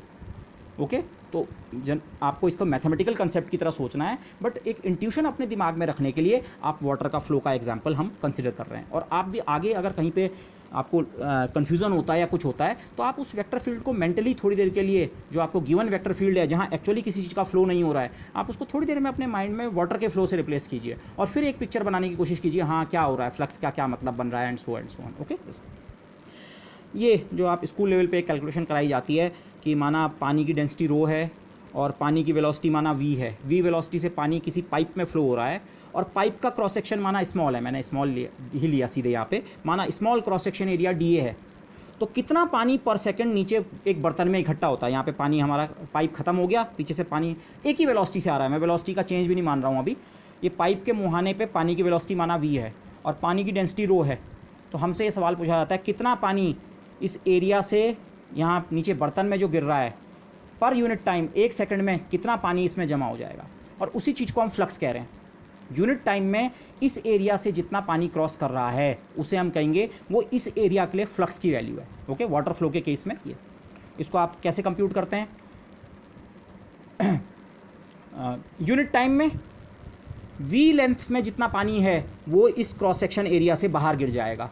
पानी की वेलोसिटी v है, v होने का मतलब v मीटर तक, v माना 10 मीटर पर सेकंड है, तो 10 मीटर तक के अंदर का पानी जितना है एक सेकंड बाद वो आगे बढ़ जाएगा, लेकिन आगे बढ़ के वो कहाँ, आगे पाइप तो है नहीं, वो नीचे गिरेगा। तो मतलब एक सेकंड में कितना पानी इस एरिया से क्रॉस करता है, जितना v लेंथ के कॉलम के अंदर होता है। और v लेंथ के कॉलम के अंदर पानी कितना होता है, लेंथ है v और क्रॉस सेक्शन एरिया है dA, तो वॉल्यूम होता है v इंटू dA। और पानी की डेंसिटी हमें रो दे रखी है, तो डेंसिटी से मल्टीप्लाई करते हैं तो हमें मास ऑफ वाटर मिल जाता है। तो ये स्कूल लेवल जो हम कैलकुलेशन करते हैं कि हाँ पानी की वेलोसिटी हमें दे रखी है और क्रॉस सेक्शन एरिया दे रखा है और पानी की डेंसिटी दे रखी है, तो कितना पानी फ्लो करेगा पर सेकंड, यही फ्लक्स है। वाटर के केस में एग्जैक्टली मैं फ्लक्स को आपको बता सकता हूँ, हाँ पर यूनिट टाइम इस एरिया से जो पानी फ्लो कर रहा है वो इस एरिया के लिए फ्लक्स हो गया। ओके, और मैथमेटिकली वो इतना होता है। ओके, लेकिन अब इसी सवाल को थोड़ा चेंज करते हैं, थोड़ा जनरलाइज करते हैं। माना अभी के तो चलिए मैं पानी की वेलोसिटी को सेम रख रहा हूँ, और अब इसको इस तरह से इमेजिन कीजिए, इस सिचुएशन को चेंज, माना पानी पैरेलल फ्लो कर रहा है, पैरेलल जिसे हम स्ट्रीमलाइन फ्लो कहते हैं। ठीक है, जनरल केस में तो और कॉम्प्लिकेटेड सिचुएशन हो सकती है, पर सिंप्लिसिटी के लिए माना पानी का फ्लो ऐसा है। और ये जो एरिया है, इस एरिया को आप इस तरह सोचिए, मैंने एक तार का छोटा सी फ्रेम बना रखा है जिसका एरिया है dA। एक छोटी सी विंडो सोचिए, एक छोटी सी विंडो dA मैंने बना रखी है, मेरे हाथ को सोचिए आप, ये एक छोटी सी विंडो है ये। अब ये पानी ऐसे में फ्लो होकर आ रहा है, ये पेन्स को आप सोचिए पानी का फ्लो है। ओके, पूरे में है 3 डायमेंशन में, लेकिन ऐसे पैरेलल है, आगे की ओर है। अब ये जो विंडो है, ये मैं इसे अगर पानी के सामने रखता हूँ और सवाल ये पूछता हूँ इस विंडो से कितना पानी फ्लो होके गया, पानी तो इस विंडो के अंदर से भी जाएगा और इस विंडो के बाहर से भी जा रहा होगा, लेकिन अगर मैं इस विंडो को अपना एरिया मान रहा हूँ तो फ्लक्स का मतलब होगा इस विंडो को क्रॉस करके कितना पानी जा रहा है। वो यही वाली सिचुएशन है, इस सिचुएशन और इस सिचुएशन में कुछ डिफरेंस नहीं है। इसमें विंडो से बाहर भी पानी फ्लो हो रहा है, लेकिन विंडो से बाहर के पानी में हमारा इंटरेस्ट नहीं है, हमारा इंटरेस्ट इसमें है इस एरिया को, इस विंडो को क्रॉस करके कितना पानी जा रहा है। लेकिन अब सिचुएशन को हम चेंज कैसे कर रहे हैं, पानी का फ्लो तो ये है, लेकिन वो जो विंडो है या जो वायर का फ्रेम है, एक बार मैंने उसे पानी के ठीक सामने रखा ऐसे, और तब सवाल पूछा कितना पानी इसको क्रॉस करके जाता है, तो वो आंसर तो इसी तरह का होगा, रो इनटू उस पॉइंट पे पानी की वेलोसिटी। और ऐसा भी हो सकता है अलग अलग पॉइंट पे पानी की वेलोसिटी अलग अलग हो। आप सोचिए इसी सवाल में अगर पानी की वेलोसिटी कम हो जाए, पीछे से पानी हल्की वेलोसिटी से आ रहा है, तो पानी का कलेक्शन रेट कम हो जाएगा। मतलब v इस खिड़की की लोकेशन पे, इस विंडो की लोकेशन पे, इस एरिया की लोकेशन पे v कितना है वो आता है यहाँ पे। इस ये v वो नहीं है कि पानी की वेलोसिटी यहाँ पे कितनी है या यहाँ पे, जहाँ पे हमारी विंडो है वो एरिया है जिसके लिए आप फ्लक्स निकालना चाह रहे हैं, वहाँ पे v की वैल्यू कितनी है। ओके, और डेंसिटी की वैल्यू भी वही, आप ये भी इमेजिन कर सकते हैं, माना पॉइंट टू पॉइंट पानी की डेंसिटी चेंज हो रही है, अलग अलग पॉइंट्स पे अलग अलग है, तो इस एरिया को क्रॉस करके जितना वाटर निकलेगा वो इस पॉइंट की डेंसिटी और इस पॉइंट पे जो वाटर की वेलोसिटी है उस पर डिपेंड करेगा। ओके, तो इस बारे में थोड़ा केयरफुल रहना पड़ता है। बट अब ये जो एरिया विंडो है, ये एरिया विंडो, इस सिचुएशन में मैंने इस एरिया विंडो को ऐसे रखा, तो तब आप कहेंगे हाँ ये तो यही सिचुएशन है, इससे तो इतना पानी गुजरेगा। पर अगर मैं इस विंडो को ऐसे में रख दूँ तो पानी ऐसे में फ्लो हो रहा है, आप इन पेन्स को सोचिए पानी का फ्लो है, और केवल नीचे नहीं है, ऊपर भी है, यहाँ भी है, यहाँ भी है, लेकिन आगे की डायरेक्शन में। अब अगर मैंने विंडो को ऐसे में रख दिया, ये मेरा हथेली विंडो है, क्या इस विंडो को क्रॉस करके कोई पानी गुजर रहा है? इसके ऊपर से पानी जाएगा, इसके नीचे से पानी जाएगा, पर क्या इसको भेदते हुए, इसको क्रॉस करते हुए कोई पानी जा रहा है इसके अक्रॉस? नहीं। तो इस समय इसके लिए फ्लक्स कितना हो गया? 0। फ्लक्स है उस एरिया को क्रॉस करके कितना वाटर जा रहा है। तो अगर इस एरिया उतना ही है, अगर मैंने ऐसे में रखा तो आपको फ्लक्स की कुछ वैल्यू मिल रही है, और उसी एरिया को मैंने ऐसे में रख दिया तो फ्लक्स की वैल्यू क्या हो गई? 0। और इस एरिया को अगर मैं ऐसे में भी रखता, ऐसे, ये विंडो है, तभी भी पानी इसके आगे से भी जा रहा है और इसके पीछे से भी जा रहा है, लेकिन इसको क्रॉस करके थोड़ी जा रहा है पानी हमारी सिचुएशन में, तो फ्लक्स अभी भी कितना है? 0। तो यहाँ से ये 3 सिचुएशन मैंने ऐसे दिखाने की कोशिश की है। ये एरिया, ये ठीक पानी के सामने से मतलब ये वाली सिचुएशन। सामने मैं क्यों कह रहा हूँ? देखो फिजिक्स में हम एरिया को रिप्रेजेंट करते हैं एरिया वेक्टर से। अलग अलग एरिया उतना ही बड़ा है माना, लेकिन अगर मैंने उसका ओरिएंटेशन चेंज कर दिया तो उसको हम फिजिक्स में कैसे डिस्क्राइब करते हैं? हम कहते हैं ये एरिया का वेक्टर अलग है और इसका अलग है और इसका अलग, और एरिया वेक्टर की डायरेक्शन कहाँ होती है? एरिया के परपेंडिकुलर। ओके, तो अब अगर ये एरिया ठीक पानी के फ्लो के सामने था तो इसका एरिया वेक्टर बेसिकली ये बनेगा, माना उस एरिया वेक्टर का नाम dA1 है, dA1। वही विंडो ऐसे में है, ये ऐसे में, तो इसका एरिया वेक्टर ये बनेगा, एरिया के परपेंडिकुलर ऊपर की ओर। और ये एरिया वेक्टर अगर माना ऐसे में है, ये ऐसे में, तो इसका एरिया वेक्टर या तो नीचे की ओर या ऊपर की ओर, परपेंडिकुलर टू द एरिया। माना मैंने नीचे की ओर दिखाया, नोटेशन मैंने पीछे बताया था। तो एरिया अगर उतना ही भी है, वैसे तो आप इन खिड़कियों का साइज़ भी चेंज कर सकते हैं, पर माना इनका मैग्नीट्यूड अगर बराबर भी है, तो अगर मैं उस खिड़की को अलग अलग ओरिएंटेशन में रखता हूँ तो फ्लक्स की वैल्यू क्या बन रही है? अलग अलग। तो अब हम फिजिक्स या मैथमेटिक्स की लैंग्वेज में कहें, अगर एरिया वेक्टर हमारा चेंज हो रहा है, ये एरिया वेक्टर अलग है, ये अलग है, ये अलग है, हो सकता है मैग्नीट्यूड बराबर हो पर डायरेक्शन तो अलग अलग है, तो अलग अलग एरिया वेक्टर के लिए फ्लक्स की वैल्यू क्या बन रही है? अलग अलग बन रही है। तो मतलब फ्लक्स की ये डेफिनेशन सफिशिएंट नहीं है, क्योंकि रो और वी तो उतना ही है पानी का माना सब जगह, डी है, इसका एरिया भी उतना ही है, उसका एरिया भी इतना ही है, इसका एरिया भी इतना ही है, लेकिन फ्लक्स की वैल्यू तो हमेशा इतनी नहीं बनी। तो इस डेफिनेशन को हम थोड़ा रीडिफाइन करें। प्रॉपर डेफिनेशन ये है, फ्लक्स जो है वो ये है, v डॉट डी ए। रो तो माना कांस्टेंट आप समझ लीजिए, पानी की डेंसिटी माना पॉइंट टू पॉइंट चेंज नहीं हो रही है, v dot d A check कर लो। जब v और डी ए एक ही डायरेक्शन में है तो v डॉट डी ए हो गया सिंपली v डी ए, जो हमने स्टार्टिंग एक्सप्रेशन लिया था। इस केस में वेलोसिटी तो पानी की आगे है और एरिया वेक्टर का डायरेक्शन ये है, एंगल है 90 डिग्री। v डॉट डी ए इस समय बना 0, v into A into cos of 90 0, dot product 0, flux 0। इस केस में भी v आगे की ओर और एरिया वेक्टर हमने नीचे की ओर दिखाया या ऊपर की ओर दिखाया, एंगल इनके बीच का कितना है? 90, v डॉट डी ए फिर से 0। ये है प्रॉपर डेफिनेशन फ्लक्स की। अगर हम पानी का एग्जांपल ले रहे हैं, कितना पानी किसी विंडो से फ्लो होगा जिस विंडो का एरिया वेक्टर अब डी ए है, ठीक है। अब हम एरिया को ऐसे नहीं बताएंगे, ऐसे हाथ से नहीं बताएंगे, हम कहेंगे हमारे एरिया जहाँ भी है, वो एरिया जहाँ भी से मेरा मतलब है वो एरिया ऐसा भी हो सकता है, वो ना ऐसे है ना ऐसे है ना ऐसे है, वो किसी जनरल डायरेक्शन में टिल्ट ऐसा है, तो इसका भी तो कुछ एरिया वेक्टर होगा। तो इससे कितना फ्लक्स गुजर रहा है वो निकालने के लिए मैं v डॉट डी ए करूँगा। इस एरिया की लोकेशन पे जो v वेक्टर है इसका डी ए के साथ डॉट प्रोडक्ट करो, और रो से मल्टीप्लाई इसलिए कर रहे हैं ताकि हम वॉल्यूम को मास में कन्वर्ट कर सकें। ओके, वो इसलिए, अदरवाइज आप आगे के लिए ये भी सोच सकते हैं रो बराबर 1 हमने ले रखा है। ओके दिस, तो v डॉट डी ए बेसिकली वेक्टर फील्ड का डॉट प्रोडक्ट लेना पड़ेगा एरिया वेक्टर के साथ, ये है फ्लक्स। तो अब मैं इस डेफिनेशन को जनरलाइज कर रहा हूँ, ये सारा नोशन वेलोसिटी का, वाटर का इसलिए लिया, हम फ्लक्स के डेफिनेशन को समझ सकते हैं, हाँ कितना उस विंडो से फ्लो कर रहा है। ओके दिस, सो आप डेफिनेटली देख सकते हैं इस एक्सप्रेशन से, या जो हमने पीछे एग्जांपल डिस्कस किया, रो और वी और डी ए का मैग्नीट्यूड तो इंपॉर्टेंट है ही, और रो को तो चाहे आप ड्रॉप ही कर दीजिए, रो को आप 1 समझ लीजिए। ओके, अगर point to point density change हो रही है तब तो हमें रो कंसिडरेशन में लेना पड़ेगा, नहीं तो रो को भूल जाइए। इस तरह से सोचिए, रो को हमने वी के अंदर ही एब्जॉर्ब कर दिया है। वी बेसिकली लास्ट में एक वेक्टर फील्ड है, स्केलर को वेक्टर से मल्टीप्लाई करें तभी भी तो एक वेक्टर ही बनता है, वी डॉट डी ए हो या रो टाइम्स वी को आप दूसरा नाम दे दें, वी के बजाय डब्ल्यू दे दें इसको नाम, तो ये डब्ल्यू डॉट डी ए हो गया। बेसिकली वेक्टर फील्ड का डॉट प्रोडक्ट किसके साथ? एरिया वेक्टर के साथ। ये इंपॉर्टेंट है, वेक्टर फील्ड का डॉट प्रोडक्ट एरिया वेक्टर के साथ, वो होता है फ्लक्स। ओके, तो v और a का मैग्नीट्यूड तो इंपॉर्टेंट है ही, पर उनके बीच का एंगल भी इंपॉर्टेंट होता है, वो आप यहाँ देख चुके हैं। उतने ही v और उतने ही बड़े एरिया के लिए फ्लक्स कभी कुछ है और कभी जीरो बन रहा है। क्यों? क्योंकि एंगल इंपॉर्टेंट है और वो इस डेफिनेशन में सब कुछ कवर हो जाता है। तो फ्लक्स है actually vector field dot d ए। किसी वेक्टर फील्ड, कोई जनरल वेक्टर फील्ड x है तो उसका फ्लक्स आप किसी एरिया डी ए से कितना कहेंगे? x डॉट डी ए। अब हो सकता है वो एक्चुअल वेक्टर फील्ड x में किसी चीज़ का फ्लो ना हो रहा हो, पानी या किसी चीज़ के फ्लो का कोई कंसेप्ट नहीं है, बट मैथमेटिकली फ्लक्स का मतलब x डॉट डी ए। और आप माइंड में इमेजिन कर सकते हैं, हम सोचें किसी चीज़ का फ्लो हो रहा है तो कितना फ्लो डी ए एरिया से हो रहा है उस समय, वो क्या है? फ्लक्स है x का। ओके बस। अच्छा, डॉट प्रोडक्ट की आपको एक और सिग्निफिकेंस पता है। माना v कोई वेक्टर है और डी ए एरिया ये है। अब की बार मैंने v को यहाँ दिखाया है। ओके, v ये है और डी ए एरिया ये है। तो डॉट प्रोडक्ट में आपको पता है डॉट प्रोडक्ट कितना होता है? एक वेक्टर का पूरा मैग्नीट्यूड और दूसरे का कंपोनेंट उसकी डायरेक्शन में। माना मैं v के अगर कंपोनेंट्स लूँ, इस कंपोनेंट को मैंने v पैरेलल लिखा है, x ने लिखा है। पैरेलल मतलब ये एरिया वेक्टर के पैरेलल है और ये वाला एरिया वेक्टर के परपेंडिकुलर। तो डॉट प्रोडक्ट जो है v डॉट डी ए, उसमें कितना आएगा? माना डी ए एरिया का पूरा मैग्नीट्यूड और साथ साथ v पूरा नहीं, v का केवल कंपोनेंट इस वाली डायरेक्शन में। ओके, तो डॉट प्रोडक्ट आपको वैसे ही पता है, डॉट प्रोडक्ट यही तो करता है। दो वेक्टर्स का डॉट प्रोडक्ट किसी एक वेक्टर के कंपोनेंट को पिक करता है। और कौन से कंपोनेंट को? इस वाले को नहीं, इस वाले को। इस वाले को मतलब जो दूसरे वेक्टर की डायरेक्शन का कंपोनेंट होता है।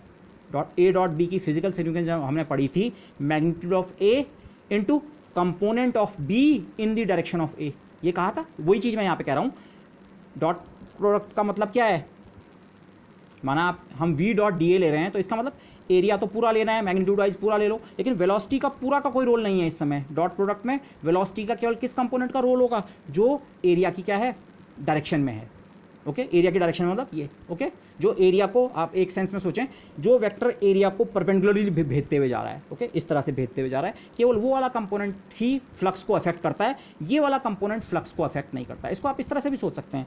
माना पानी की वेलोसिटी ये है, तो पानी की वेलोसिटी ये होने का मतलब उसकी वेलोसिटी में एक ये कंपोनेंट भी है और एक ये कंपोनेंट भी है। ओके, आप इन दोनों कंपोनेंट्स को आप अलग अलग सोचिए। फ्लक्स का मतलब है इस एरिया को क्रॉस करके कितना पानी जाता है। तो इस एरिया को क्रॉस कराने में ये वाले कंपोनेंट का रोल होगा कि ये वाले कंपोनेंट का रोल होगा? ये सिचुएशन है। ये दो कंपोनेंट्स हमने ले लिए वेलोसिटी के, और ये है एरिया वेक्टर। पहले वेलोसिटी ऐसे थी, मैंने इसके कंपोनेंट ले लिए, और एरिया वेक्टर ये है। ये कंपोनेंट तो इसके अक्रॉस पानी को ले जाएगा, लेकिन ये वाला कंपोनेंट ये तो ऊपर की ओर है, ये विंडो के अक्रॉस थोड़ी ले जा रहा है पानी, ये तो विंडो के पैरेलल ले जाएगा। ये फ्लक्स में इसका कोई रोल नहीं है। फ्लक्स में केवल किसका रोल है? इसका। इस डेफिनेशन से भी क्लियर है, लेकिन आप फिगर में भी समझ लें और दिमाग में भी बैठा लें।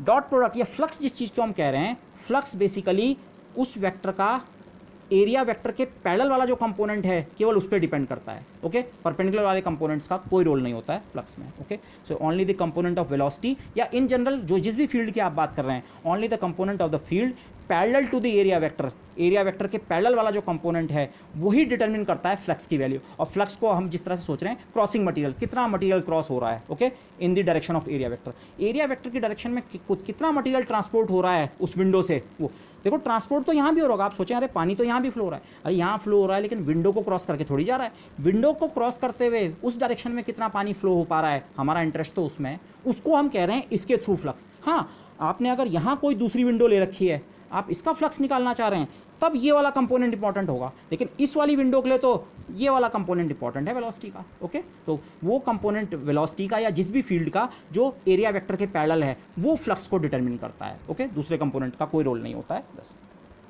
तो और फ्लक्स आपका नेगेटिव भी हो सकता है।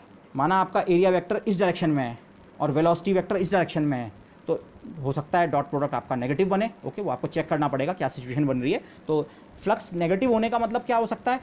फ्लक्स नेगेटिव होने का मतलब एक्चुअली ट्रांसपोर्ट इधर को नहीं हो रहा है, इस डायरेक्शन में हो रहा है। ओके, ऐसा भी हो सकता है बस।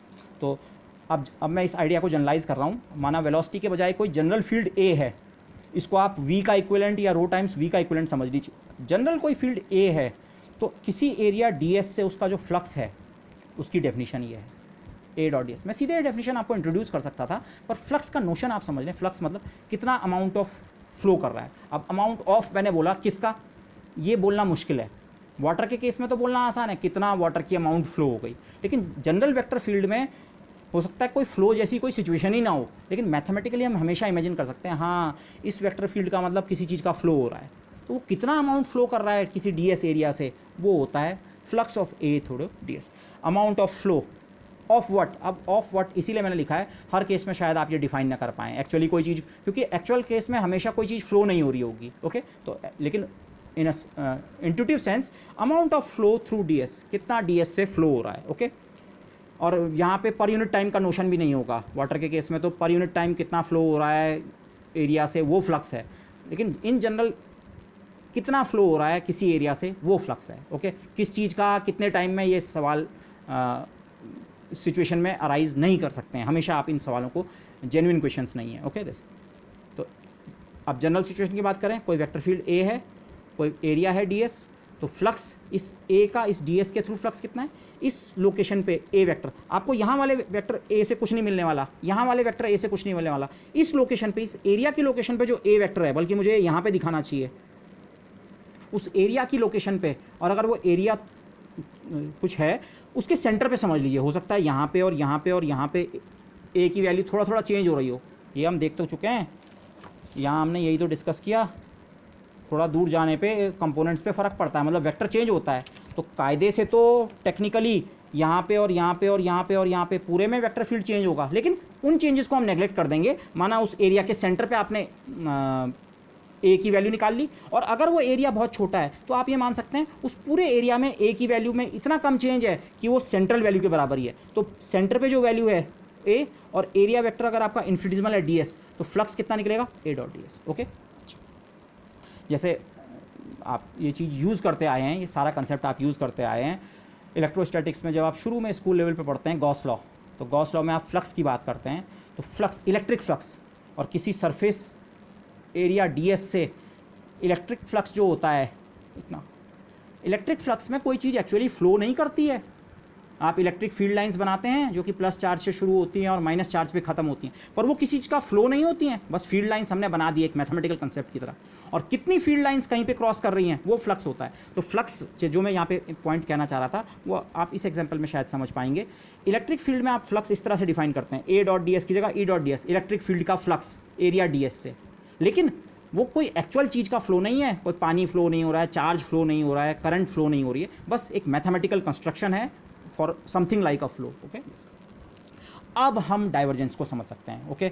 अगर आपको यहाँ पे तक थोड़ा लेक्चर लंबा लग रहा है, आप थोड़ा सी ब्रेक लेके जरूर इस चीज़ को देखें, लेकिन मैं इसी के साथ खत्म करना चाहूँगा क्योंकि यहाँ पे हमारा डाइवर्जेंस खत्म हो जाएगा इतने में, अब हमारा डाइवर्जेंस का नोशन यहाँ पे पूरा होने वाला है, ओके, मोर और लेस। आप एक इन्फिनिटेसिमल क्यूब कंसिडर कीजिए, माना आपका 3 dimensional system, coordinate system x y z, ठीक है, x ब्लैक में राइट दिस, एक वेक्टर फील्ड है ए, हर पॉइंट पे अलग अलग, यहाँ ऐसा, पॉइंट टू पॉइंट चेंज हो सकता है, उसका जो एक्सप्रेशन दिया होगा उसके हिसाब से point to point vector field A हमारा एक डिफाइंड है, ओके। कोई एक पर्टिकुलर पॉइंट है P जिसके कोऑर्डिनेट्स हैं x y z, ये पॉइंट P, उस पॉइंट पे भी वो वेक्टर फील्ड ए कुछ होगा। अब उस पॉइंट के इर्द गिर्द मैंने एक छोटा सी क्यूब बनाया, क्यूब या क्यूबॉइड भी बना सकते हैं, और उसी क्यूब को मैंने बड़ा करके यहाँ दिखाया है।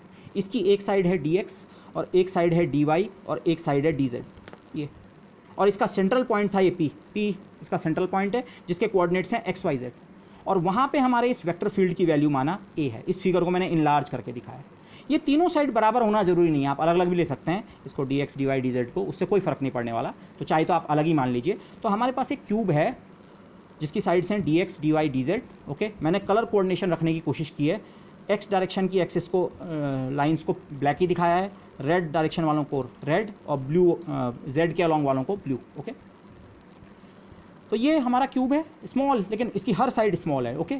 स्मॉल का सेंस ये है हम dx टाइप के टर्म्स को तो रख लेंगे, पर अगर हमें कहीं पे dx इंटू dy टाइप के टर्म मिलेंगे तो हम उन्हें ड्रॉप कर देंगे, ओके। dx भी स्मॉल है, dy भी स्मॉल है, तो उनका प्रोडक्ट बहुत स्मॉल होगा, और dx इंटू dz भी स्मॉल होगा, ओके। तो जिन्हें हम कहते हैं सेकंड ऑर्डर टर्म्स, जैसे हमने टेलर एक्सपेंशन में किया था, एग्जैक्ट टेलर एक्सपेंशन तो ये होता है, लेकिन अगर dx dy स्मॉल है तो dx का स्क्वायर भी स्मॉल होगा, छोड़ दो, dx इंटू dy भी स्मॉल होगा, छोड़ दो, dy का स्क्वायर भी स्मॉल होगा, छोड़ दो। इवन 1 डायमेंशनल केस में अगर h स्मॉल है तो h square h cube very very small, छोड़ दो। तो वही आइडिया यहाँ है, ये क्यूब जो है इसकी साइड्स इन्फिनिटेसिमल हैं, ओके।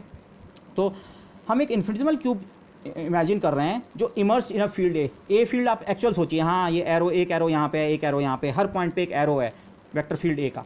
उस वेक्टर फील्ड में हमने एक छोटा सी क्यूब इमर्स कर दिया ये, लेकिन अब मैंने उसे इनलार्ज करके दिखाया है। ओके, तो इसके हर पॉइंट पे वेक्टर फील्ड ए होगा, यहाँ यहाँ यहाँ यहाँ, इससे अंदर बाहर हर पॉइंट पे आप वेक्टर ए फील्ड की बात कर सकते हैं, लेकिन हम केवल कुछ सेलेक्टेड पॉइंट्स पे बात करेंगे। इसके सेंटर पे वेक्टर फील्ड ए इतना है, A at X Y Z. Okay, symbolic notation में लिखा है ए, इसके 3 कंपोनेंट होंगे, एक ए एक्स, एक ए वाई, एक ए जेड। ओके, ये ए इस पॉइंट पे, ये पॉइंट पी जो ये यहाँ पे था वो ये वाला पॉइंट है क्यूब का सेंटर।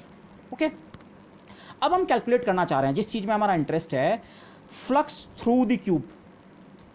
ये क्यूब के 6 फेसेस हैं, 6 सरफेसेस हैं। किसी एक सरफेस से फ्लक्स कितना होता है वो हम डिफाइन कर चुके हैं, जो जिस वेक्टर फील्ड की आप बात कर रहे हैं उसका डॉट प्रोडक्ट एरिया के साथ। तो अगर मैं वेक्टर फील्ड ए जो है उसका डॉट प्रोडक्ट इस एरिया से ले लूँ तो मुझे इस सरफेस का फ्लक्स मिल जाएगा, और इस सरफेस से ले लूँ तो इसका फ्लक्स मिल जाएगा, और इससे ले लूँ तो इसका फ्लक्स, और इससे ले लूँ तो इसका फ्लक्स, और 6 के 6 सरफेस से अगर मैं डॉट प्रोडक्ट ले लूँ ए का तो मुझे फ्लक्स मिल जाएगा। बट फ्लक्स में एक चीज़ ध्यान रखनी होती है, अगर आप ए डॉट डी एस फ्लक्स निकाल रहे हैं तो ए आपका उसी लोकेशन पे होना चाहिए जहाँ पे वो एरिया है। मतलब अगर यहाँ पे ए इतना है और यहाँ पे ए इतना है, माना 2 अलग अलग पॉइंट्स पे, तो आप जब फ्लक्स निकालेंगे इस वाले ए का कोई रोल नहीं है, आपको उस एरिया की लोकेशन पे फ्लक्स कितना है वो इंपॉर्टेंट होता है। ओके, आप इसको इस तरह सोचिए, पानी के एग्जांपल में, माना पानी कहीं पे ऐसे फ्लो कर रहा है, पानी की वेलोसिटी ये है, और बाद में पाइप या किसी की मदद से पानी की वेलोसिटी इस पॉइंट पे ऐसी हो गई। अब अगर आपका एरिया ये वाला रखा हुआ है तो इसके थ्रू फ्लक्स में उस लोकेशन पे पानी की जो वेलोसिटी है वही तो इंपॉर्टेंट होगी, ये वाली वेलोसिटी का कोई रोल थोड़ी हो उस लोकेशन पे। तो अब मैं निकालना ये चाह रहा हूँ कुल मिला के हमारे ए का फ्लक्स कितना है सारी सरफेसेस के थ्रू, और फ्लक्स भी मैं लिखाऊंगा स्केपिंग फ्लक्स। स्केपिंग फ्लक्स का मतलब क्या होगा, एरिया वेक्टर मेरे सारे बाहर की ओर होंगे। जब आपके पास कोई प्लेन एरिया होता है, सिंपली ये कोई एरिया है, आप इस छोटे से इसको एरिया समझें, ये एक छोटा सी एरिया है ये। अब इसके एरिया वेक्टर की डायरेक्शन इसके परपेंडिकुलर होती है, लेकिन परपेंडिकुलर ये वाला लूँ कि ये वाला, ये थोड़ा कन्फ्यूज़न रहता है। ओके, लेकिन क्लोज सरफेस के लिए हमारा एक कन्वेंशन है, और वो कन्वेंशन ये होता है, क्लोज सरफेस के लिए एरिया वेक्टर हमेशा बाहर की ओर पॉइंट करता है। तो अगर मैं इस सरफेस की बात कर रहा हूँ, इस वाले की, तो इसके लिए एरिया वेक्टर मतलब होगा ये। तो मतलब फ्लक्स का मतलब क्या होगा, कितना इस सरफेस को क्रॉस करके बाहर जा रहा है, तो ये बेसिकली इस वॉल्यूम से बाहर आ रहा है। और अगर मैं इस वाले एरिया की बात करूँगा, ये वाला जिसको मैंने एरिया नंबर 1 लिखा है, तो इसके लिए वॉल्यूम से बाहर एरिया वेक्टर ये बनेगा। तो मतलब फ्लक्स का मतलब क्या हो गया, एरिया वेक्टर की डायरेक्शन में कितना फ्लो होके जा रहा है हमारा वेक्टर फील्ड ए, आउटवर्ड फ्लक्स। हर सरफेस के लिए एरिया वेक्टर, क्योंकि हम बाहर की ओर लेंगे उस सरफेस के परपेंडिकुलर, लेकिन बाहर की अंदर की ओर वाला नहीं, इस एरिया के लिए एरिया वेक्टर ये और ये, इनमें से कौन सा, बाहर वाला। तो हम कुल मिला के हर सरफेस के लिए जो फ्लक्स कैलकुलेट कर रहे हैं वो कौन सा वाला है, आउटवर्ड वाला, ये वाला नहीं। इस सरफेस के लिए ये नहीं कि कितना अंदर आया, नहीं, यहाँ से कितना बाहर गया, और यहाँ से कितना बाहर गया, और यहाँ से कितना बाहर गया, और यहाँ से, और 6 की 6 सरफेस से कुल कितना फ्लक्स जो है वो है। और फ्लक्स बेसिकली क्या है, अगर आप वाटर वाला एग्जांपल सोचें, कितना फ्लो हो रहा है। तो हम 6 की 6 सरफेस से जो फ्लक्स ऐड करके, आउटवर्ड फ्लक्स निकाल के जो ऐड करके निकालेंगे वो चीज़ क्या है। अब उसे डाइवर्जेंस शब्द को समझते हैं। डाइवर्जेंस शब्द का शाब्दिक अर्थ अगर बोलें, फैलना, कोई चीज़ कितना किसी पॉइंट से डाइवर्ज कर रही है, फैल रही है। अगर ए वेक्टर ऐसा होगा जो यहाँ से बाहर की ओर फैल रहा होगा, डाइवर्ज कर रहा होगा, तभी तो वो इन 6 के 6 फेसेस से कुछ फ्लक्स की कुछ वैल्यू मिलेगी आप। ओके, तो जो डाइवर्जेंस शब्द है उसी को हम समझने की कोशिश कर रहे हैं। चलिए पहले मैथमेटिक्स कर लेते हैं। तो मैं अब 6 के 6 फेसेस के लिए इस वेक्टर फील्ड ए के लिए फ्लक्स निकालूंगा। फ्लक्स निकालने के लिए कुछ नहीं करना होता है, एक फेस का फ्लक्स निकालने के लिए उस फेस के सेंटर पे ए की वैल्यू निकाल लो, ठीक है, और उसको एरिया से डॉट कर दो। तो ये वाला ए इंपॉर्टेंट नहीं होगा। अगर मैं इस फेस के लिए फ्लक्स निकालूंगा तो ए मुझे यहाँ का नहीं चाहिए, मुझे ए यहाँ पे चाहिए। और जब इस फेस के लिए फ्लक्स निकालूंगा तो ए मुझे ये सेंटर वाला नहीं चाहिए, या ये वाला नहीं चाहिए, ये वाला। ये नोशन ध्यान करो, थोड़ा सी दूर जाने पे कंपोनेंट्स बदल जाते हैं, वेक्टर चेंज हो जाता है। तो अगर मुझे इसका फ्लक्स निकालना है, अब मैं इन फेसेस को, अब मैं केवल थोड़ी देर के लिए केवल इन 2 फेसेस पे कंसंट्रेट करूंगा। ये फेस ब्लू रेड वाला ये वाला, और ब्लू रेड वाला ये वाला, ये दोनों फेसेस ऐसे हैं, इनके बीच की डिस्टेंस है dx, ये dx डिस्टेंस से सेपरेटेड। अब मैंने केवल इन 2 फेसेस को दिखाया है। इनके सेंटर वाले पॉइंट पे ये यहाँ पे तो वेक्टर फील्ड की वैल्यू ए है, लेकिन जब मैं इसका फ्लक्स निकालूंगा ये वाली वेक्टर फील्ड की वैल्यू इंपॉर्टेंट नहीं होगी, मुझे इसके सेंटर पे वेक्टर फील्ड की वैल्यू निकालनी पड़ेगी। वैसे तो टेक्निकली इस पूरे एरिया में भी अलग अलग पॉइंट पे ए की वैल्यू में चेंज होगा, पर उसको हम नेगलेक्ट कर देंगे, बहुत छोटा एरिया है, तो इसके लिए अक्रॉस हम पूरे में एरिया ए की वैल्यू कितनी मान लेंगे, जितनी इसके सेंटर पे निकलेगी, और इस वाले के लिए जितनी ए की वैल्यू यहाँ पे निकलेगी। अब ये कैसे निकालेंगे, अरे कोई चीज़ आपको किसी पॉइंट पे पता है तो उससे अगर आप थोड़ा डिस्टेंस आगे या थोड़ा डिस्टेंस पीछे हों तो कंपोनेंट्स पे क्या फ़र्क पड़ता है वो हमने लिख तो रखा है, वही हमने यूज़ करना है। तो लेट्स गो अबाउट दिस।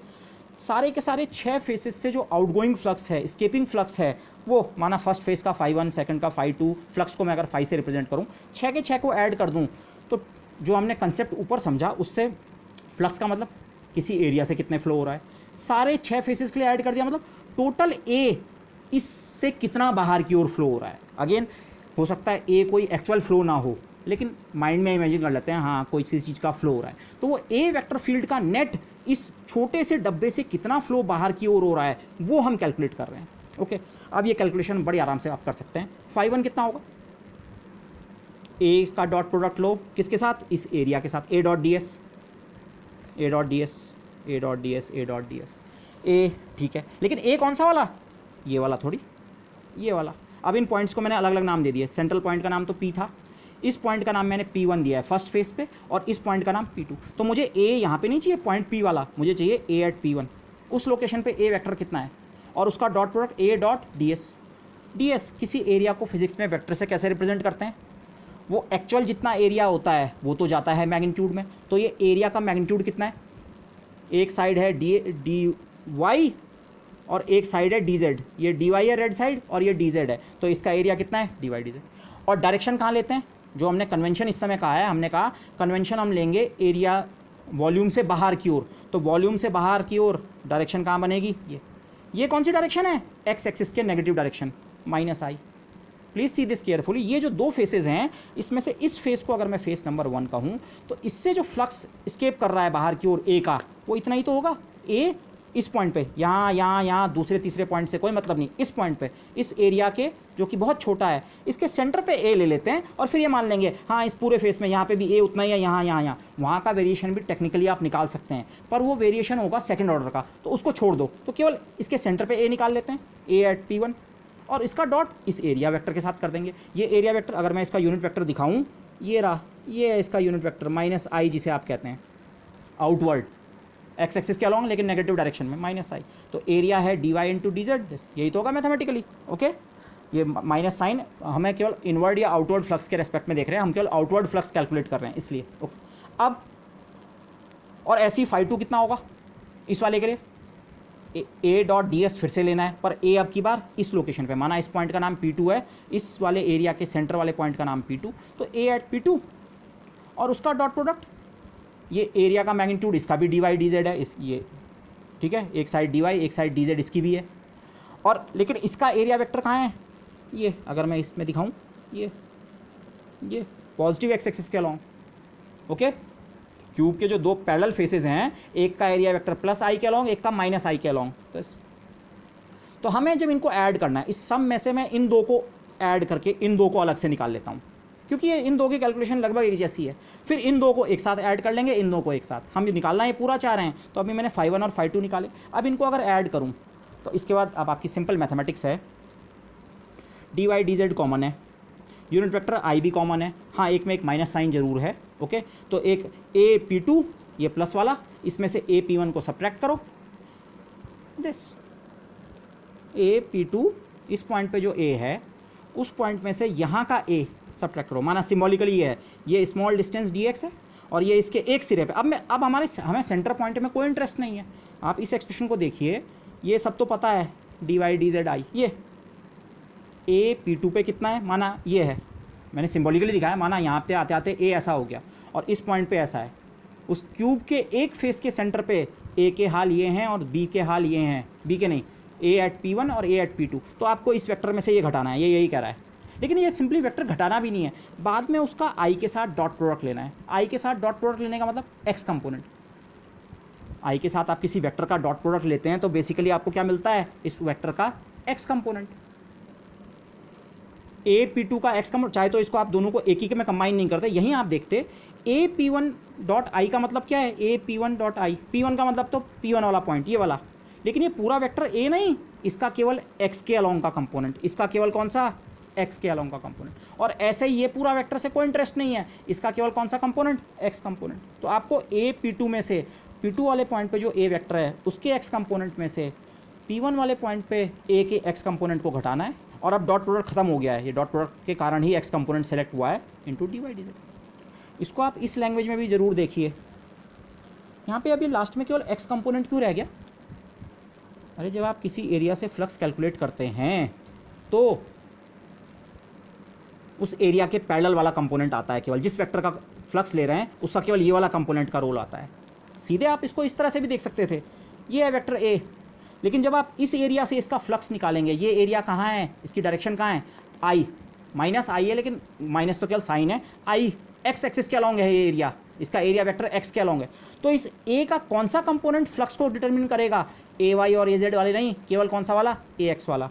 इसका एक कंपोनेंट ए एक्स है, एक ए वाई है, एक ए जेड भी होगा कहीं हर डायरेक्शन में, लेकिन केवल एक्स वाला कंपोनेंट जो है वो इसे इस सरफेस के अक्रॉस या तो इधर या इधर को ले जाएगा, पॉजिटिव या नेगेटिव फ्लक्स अलग बात है, पर वही आपको इस एरिया के अक्रॉस पुश करेगा। जैसे यहाँ वेलोसिटी का केवल ये कंपोनेंट आपको एक्स के अलॉन्ग ले जाएगा, वाई वाले का कोई रोल नहीं है, वो तो आपको इस एरिया के क्रॉस ले जा ही नहीं सकता है। फ्लक्स का मतलब एरिया को क्रॉस करके जाना है, तो इस एरिया को क्रॉस करके, इस एरिया को विंडो नंबर 1 को क्रॉस करके ए, पूरे ए का कोई रोल नहीं है, केवल उसका किसका रोल है, एक्स कंपोनेंट का, ये वाला। और ऐसे ही एरिया नंबर 2 को क्रॉस करके इस पॉइंट का जो ए है उसका एक्स कंपोनेंट। ओके, और टोटल फ्लक्स में दोनों नेगेटिव क्यों है, क्योंकि एक में यूनिट वेक्टर आई आ रहा है और एक में माइनस आई आ रहा है। ओके, और ये कितने,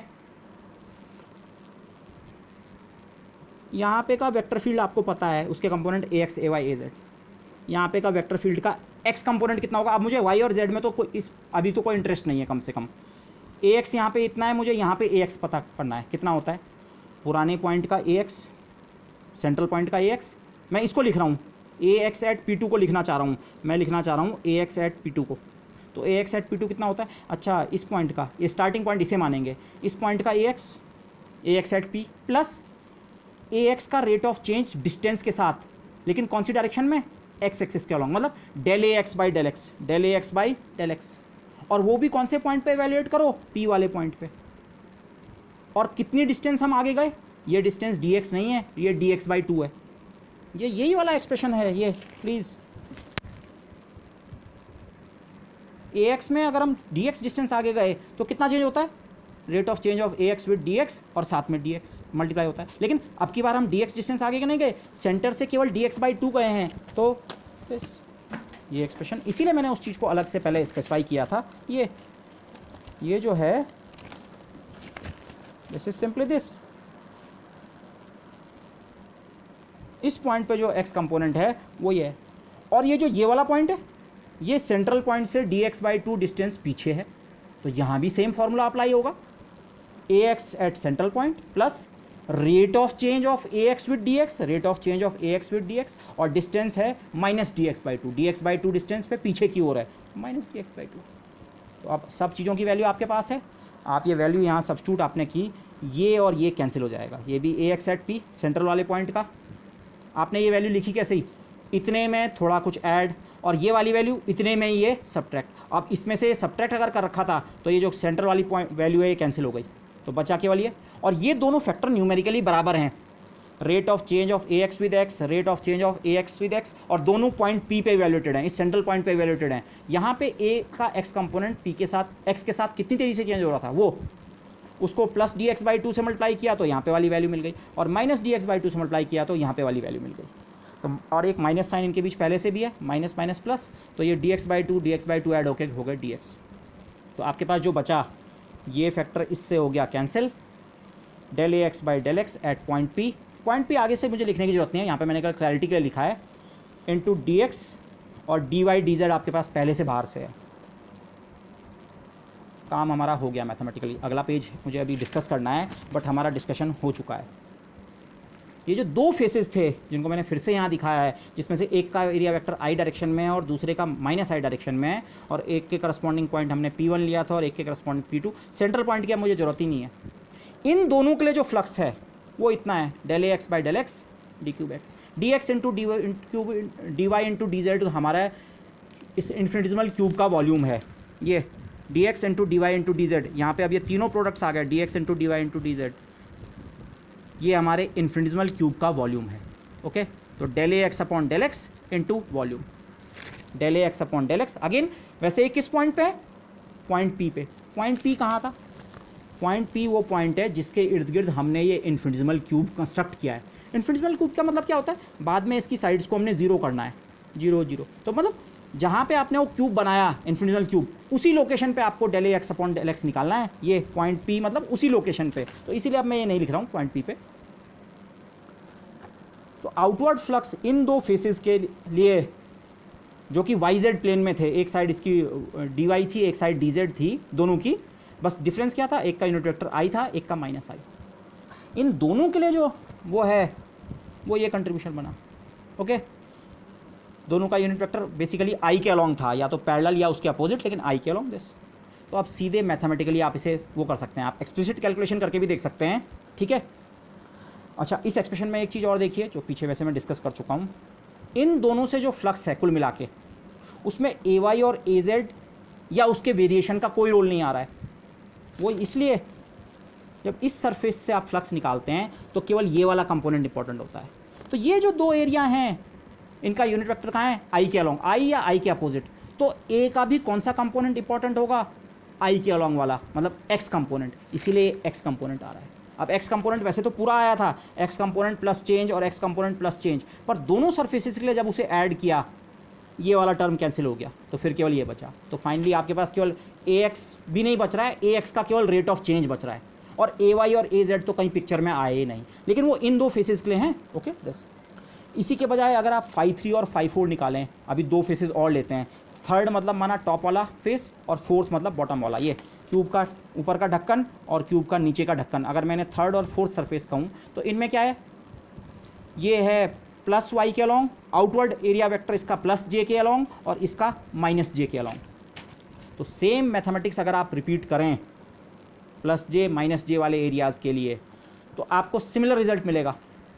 यहाँ del A x upon del x मिला और into D x into D Y into D Z तीनों आ गए लास्ट में।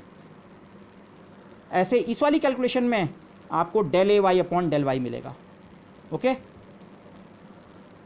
D x into D Y into D z जिस ऑर्डर में यहाँ कंस्ट्रक्ट हुए, कंस्ट्रक्ट होने से मतलब d Y into D z तो एरिया से आए थे और बाद में रेट ऑफ चेंज अपने साथ डी एक्स को लेके आया था, D x by two plus D x by to मिला के तीनों बने थे। यहाँ क्या होगा?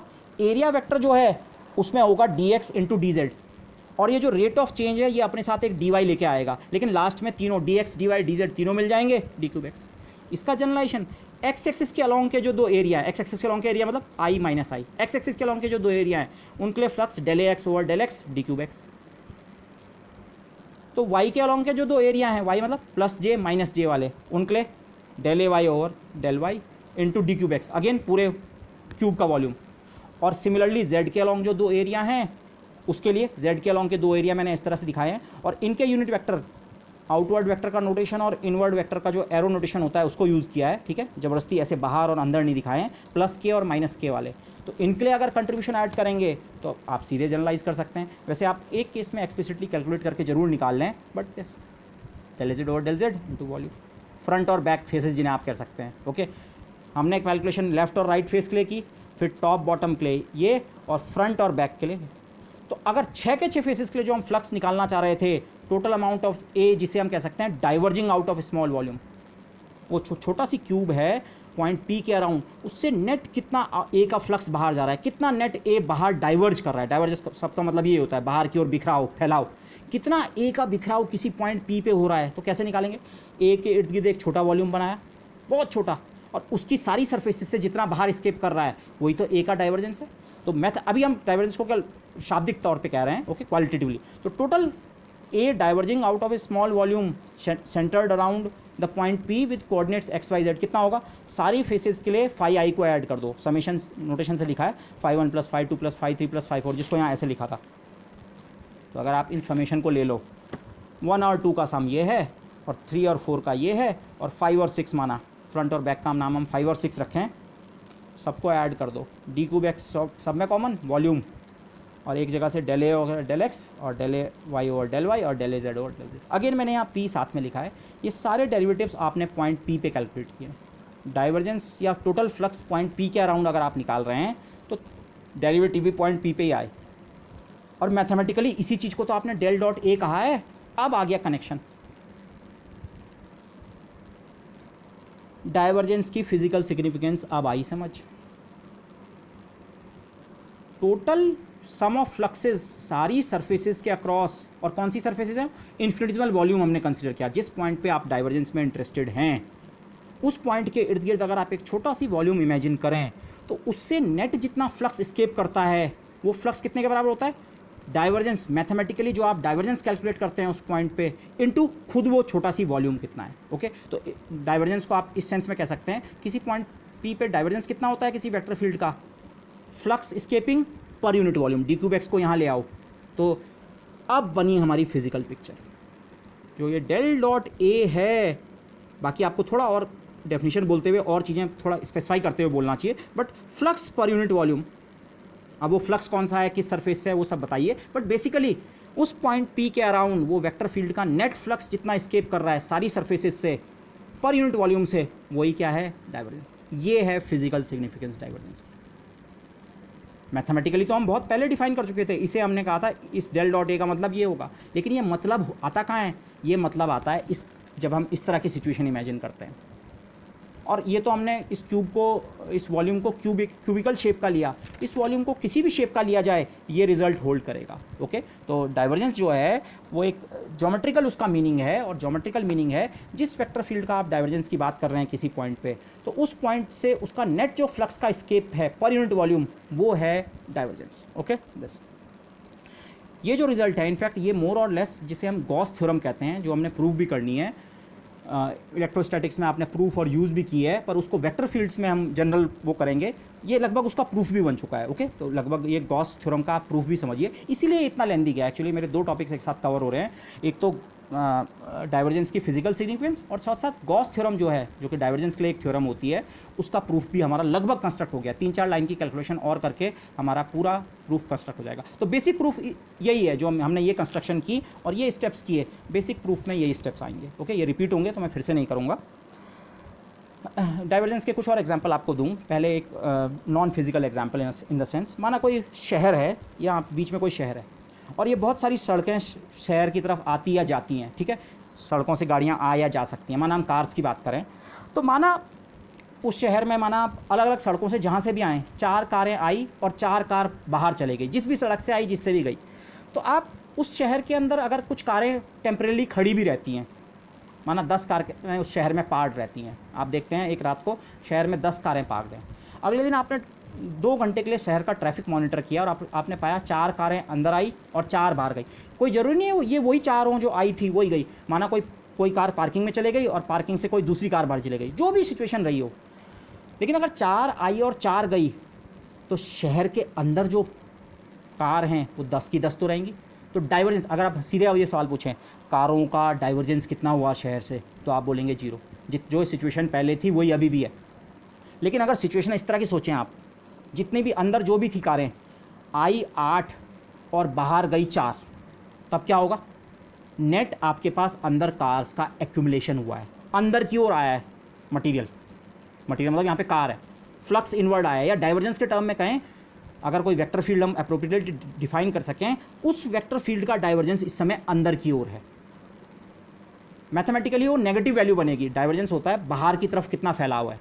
अगर नेट कार्स अंदर की ओर एक्यूमुलेट हो रही है, 8 आई और केवल 4 गई, बाकी अंदर जितनी थी उसका कोई इंपॉर्टेंस नहीं है, 8 आई और 4 बाहर गई, तो नेट आपके पास 4 अंदर जमा हो गई। तो मतलब नेट 4 अंदर की ओर, -4। आप बोलेंगे डाइवर्जेंस कितना है? -4। ओके, उसे आप कन्वर्जेंस भी कह सकते हैं, पर हम डाइवर्जेंस ही कहेंगे, -4 डाइवर्जेंस।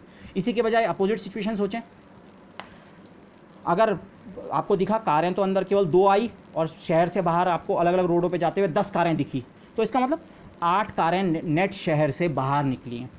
अब वो नेट 8 बाहर निकली हैं तो उसको और इंटरप्रेट हम कर सकते हैं, पर केवल डाइवर्जेंस की बात पहले करें। नेट हमारे शहर से इस लोकेशन से 8 यूनिट्स बाहर गई हैं, तो डाइवर्जेंस कितना है? 8 यूनिट का। लेकिन अब इसका इंटरप्रिटेशन जैसे मैं इलेक्ट्रिसिटी में दूँ, अगर 8 कारें हमारे शहर से नेट बाहर गई हैं तो इसका मतलब हमारे शहर में कार्स का नंबर कम हो गया होगा। पार्किंग में हमारे यहाँ माना शहर भर में 100 कारें थी, तो 100 में से अगर नेट 8 बाहर चले गई तो हमारे यहाँ केवल शहर के अंदर अब इस समय 92 कारें हैं। मैं ये एग्जांपल क्यों दे रहा हूँ, आप इसे इलेक्ट्रिसिटी के टर्म्स में सोचिए, चार्ज के टर्म्स में। +4 यूनिट चार्ज आया और +4 यूनिट चार्ज बाहर चले गया, डाइवर्जेंस 0। लेकिन अगर चार्ज हमारे पास आया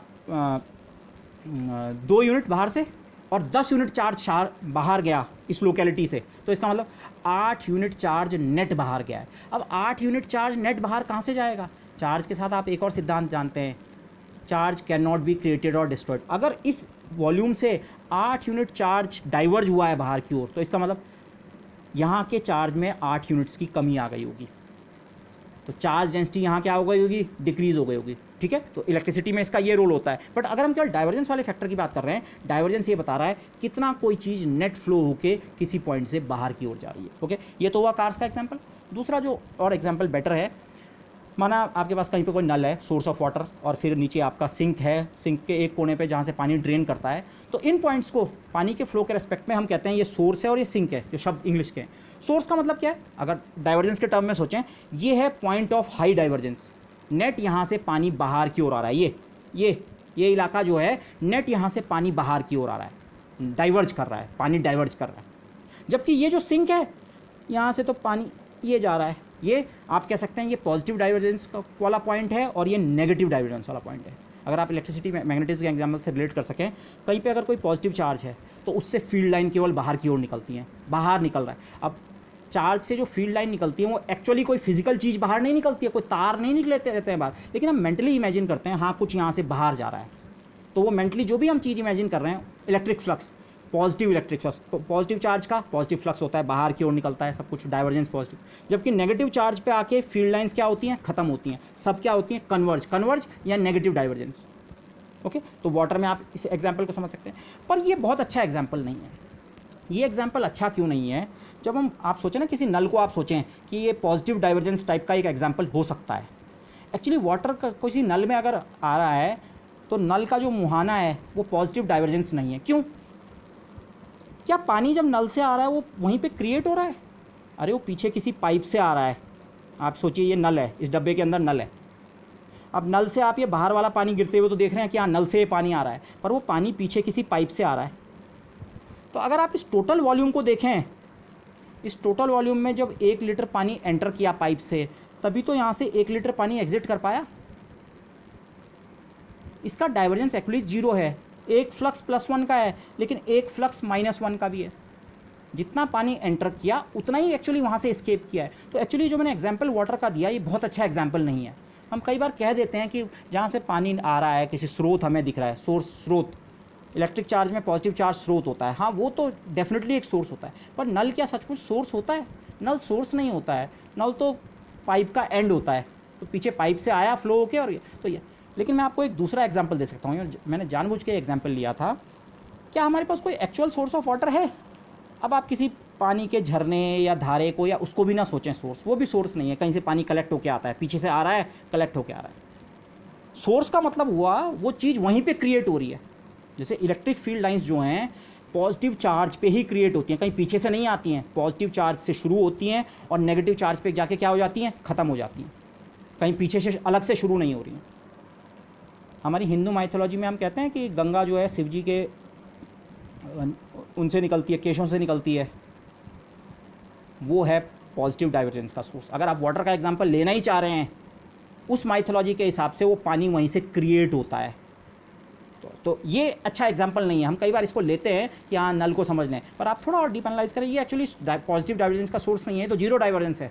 जितना आ रहा है उतना ही जा रहा है। 2 यूनिट्स आया, -2 यूनिट्स और आया, -2 यूनिट आना मतलब -2 एंटर किया और -2 स्केप किया, +2 स्केप किया, नेट 0 है।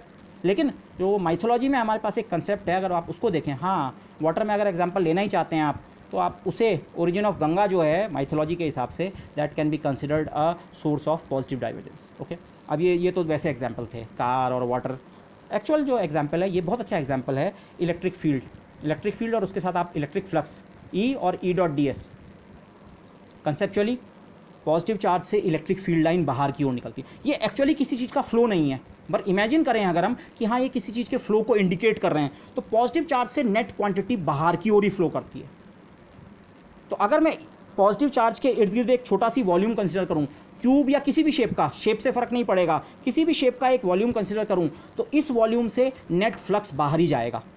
तो आप कहते हैं पॉजिटिव चार्ज का फ्लक्स जो होता है करस्पॉन्डिंग पॉजिटिव होता है, जबकि नेगेटिव चार्ज पे फील्ड लाइन सारी अंदर की ओर आती हैं। तो इसके इर्द गिर्द अगर आप किसी भी प्रकार का एक वॉल्यूम लें, तो उसके लिए टोटल फ्लक्स कितना क्या बनेगा, नेगेटिव। ओके, अगेन मैं स्पेसिफाई कर दूं, वाटर में तो हम बड़े आराम से समझ रहे थे, ये सारे एग्जांपल्स में वाटर हमने इसीलिए लिया था, हाँ कुछ चीज़ एक्चुअली फ्लो हो रही है। इलेक्ट्रिक फील्ड में कोई चीज़ ना एक्चुअली कुछ इमिट हो रही है, ना एब्जॉर्ब हो रही है, ना फ्लो कर रही है, लेकिन वो आइडिया हम कैप्चर कर सकते हैं। हाँ, फ्लक्स का मतलब कुछ चीज़ का समथिंग मैथमेटिकली कोई चीज़ फ्लो कर रही है, कितना फ्लो करती है, फ्लक्स के बराबर। ओके, और लेकिन फ्लक्स को आप डाइवर्जेंस से रिलेट कर सकते हैं। The point is this, divergence की इंपॉर्टेंस ये है। ओके, यहीं पे मैंने जस्ट गॉस लॉ भी इंडिकेट किया है। ठीक है, गॉस लॉ को आपने इंटीग्रल और डिफरेंशियल फॉर्म दोनों में स्टडी किया होगा, Gauss law in electrostatics. Phi total flux through a close surface E dot D S का total integral over any close surface is equal to Q in upon epsilon zero, सतह के पृष्ठ के अंदर मौजूद आवेश बटे एप्सिलॉन जीरो। और इसी को जब हम डिफरेंशियल फॉर्म में लिखते हैं तो del dot E equal to rho E upon epsilon, rho E मतलब electric charge density upon epsilon zero. Okay, ये दोनों एक ही बात है, डिफरेंशियल फॉर्म में, इंटीग्रल फॉर्म में। डिफरेंशियल फॉर्म में समझने की कोशिश करें, माना ये कहीं पे कोई चार्ज है, ये एक बंद पृष्ठ है और बंद पृष्ठ के अंदर क्यू आवेश मौजूद है, तो आप कहते हैं हाँ इसके साथ कुछ फ्लक्स संबद्ध होगा, इतना फ्लक्स एसोसिएटेड होगा। लेकिन अगर कोई वॉल्यूम मैंने दूसरी लोकेशन पे लिया, दूसरी लोकेशन मतलब उसके अंदर चार्ज नहीं है, क्यू की वैल्यू जीरो है, तो आप कहते हैं उसका फ्लक्स कितना है, जीरो। ये तो इंटीग्रल फॉर्म में हो गया। लेकिन डिफरेंशियल फॉर्म में इसका मतलब क्या है, अगर इस वॉल्यूम के अंदर चार्ज है तो ज़रूर इस वॉल्यूम के अंदर कुछ चार्ज डेंसिटी भी होगी, वो आप कैलकुलेट कर सकते हैं। तो चार्ज डेंसिटी है, मुझे बस इसमें इंटरेस्ट है, और माना चार्ज पॉजिटिव है तो चार्ज डेंसिटी भी क्या होगी, पॉजिटिव। इलेक्ट्रिक फील्ड का डाइवर्जेंस क्या है, पॉजिटिव। इस पिक्चर के लिए अगर पॉजिटिव चार्ज हमने एक छोटे वॉल्यूम के अंदर रखा हुआ है, तो इस केस में डाइवर्जेंस क्या बन रहा है, पॉजिटिव। वो आप फिगर से भी हम कह रहे हैं हाँ पॉजिटिव चार्ज से फ्लक्स बाहर की ओर निकलता है, तो हाँ डाइवर्जेंस पॉजिटिव है।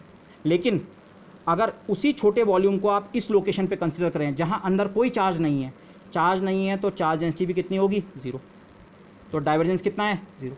डाइवर्जेंस जीरो कैसे है भाई, अरे जितना फ्लक्स एंटर कर रहा है उतना ही फ्लक्स क्या कर गया, स्केप कर गया। जितनी फील्ड लाइंस एंटर की उतनी फील्ड लाइंस बाहर भी निकल गई, तो फ्लक्स कितना हो गया, जीरो। ये वाटर वाला एग्जांपल को अब आप बेटर समझेंगे, ये पॉजिटिव डाइवर्जेंस नहीं है या नेगेटिव डाइवर्जेंस भी नहीं है, ये फ्लक्स, ये डाइवर्जेंस जीरो वाला केस है, जितना आया उतना निकल गया। ऐसे ही सिंक जो है, सिंक भी कहीं पानी को अपने अंदर कलेक्ट नहीं कर रहा है, वहाँ से फिर वो कहीं और स्केप कर जाएगा, नाली में जाएगा, कहीं जाएगा। तो सिंक भी बेसिकली क्या है, zero divergence. Okay, actual source या सिंक वो हुए किसी फील्ड के जहाँ से वो फील्ड एक्चुअली प्रोड्यूस हो रहा है। इलेक्ट्रिक फील्ड यहाँ से एक्चुअली क्रिएट होता है, ये एक्चुअल सोर्स है। नेगेटिव चार्ज पे जाके फील्ड एक्चुअली खत्म होता है, सिंक है। पॉजिटिव चार्ज पॉजिटिव डाइवर्जेंस का सोर्स है, नेगेटिव चार्ज नेगेटिव डाइवर्जेंस का सोर्स है। ओके, और करस्पॉन्डिंगली आप उसे मैग्नेटिज्म में भी एक्सटेंड कर सकते हैं। मैं बस एक लाइन कहूँगा यहाँ पे, क्योंकि मैग्नेटिक फील्ड के कोई सोर्सेज नहीं होते हैं पॉजिटिव और नेगेटिव की तरह, नॉर्थ और साउथ पोल नहीं होते हैं, या आप ऐसा कहें अगर होते हैं तो एक साथ एग्जिस्ट करते हैं। तो क्योंकि मैग्नेटिज्म में आपके पास कोई पोल्स एग्जिस्ट नहीं करते हैं, इसलिए आप उस चीज़ को कई तरह से कहते हैं। आप कहते हैं magnetic field lines closed curves होती हैं, या अगर मैं डाइवर्जेंस की लैंग्वेज में कहूँ, मैग्नेटिक फील्ड का डाइवर्जेंस हमेशा जीरो होता है। ओके, तो ये कुछ एग्जांपल्स हैं, लेकिन ये मैं डिटेल डिस्कशन नहीं कर रहा हूँ इलेक्ट्रिसिटी मैग्नेटिज्म का। अब जो हम डाइवर्जेंस को समझ पाए हैं इस लैंग्वेज में, इससे आप डेफिनेटली कनेक्ट करने की कोशिश कीजिए। जो आप डाइवर्जेंस के आइडियाज़ पीछे की क्लासेस में यूज़ कर चुके हैं, इलेक्ट्रिसिटी मैग्नेटिज्म में आप ये कर चुके हैं। चारों जो हमारी मैक्सवेल्स इक्वेशन है उनको इंटीग्रल फॉर्म से डिफरेंशियल फॉर्म और वाइस वर्सा में कन्वर्ट करना आप कर चुके हैं। बट अब उनकी जो इंटीग्रल्स फॉर्म है, जो डेल डॉट और बाद में डेल क्रॉस के टर्म में भी दो इक्वेशन आएंगी, डाइवर्जेंस और कर्ल के टर्म में, होपफुली आप उनको थोड़ा बेटर अप्रिशिएट कर सकेंगे. Okay, so with this slightly long lecture, okay, I would like to end this lecture. और नेक्स्ट लेक्चर में हम बात करेंगे कर्ल की सिग्निफिकेंस क्या होती है, okay, along with some notion of the Stokes theorem. So thank you everybody.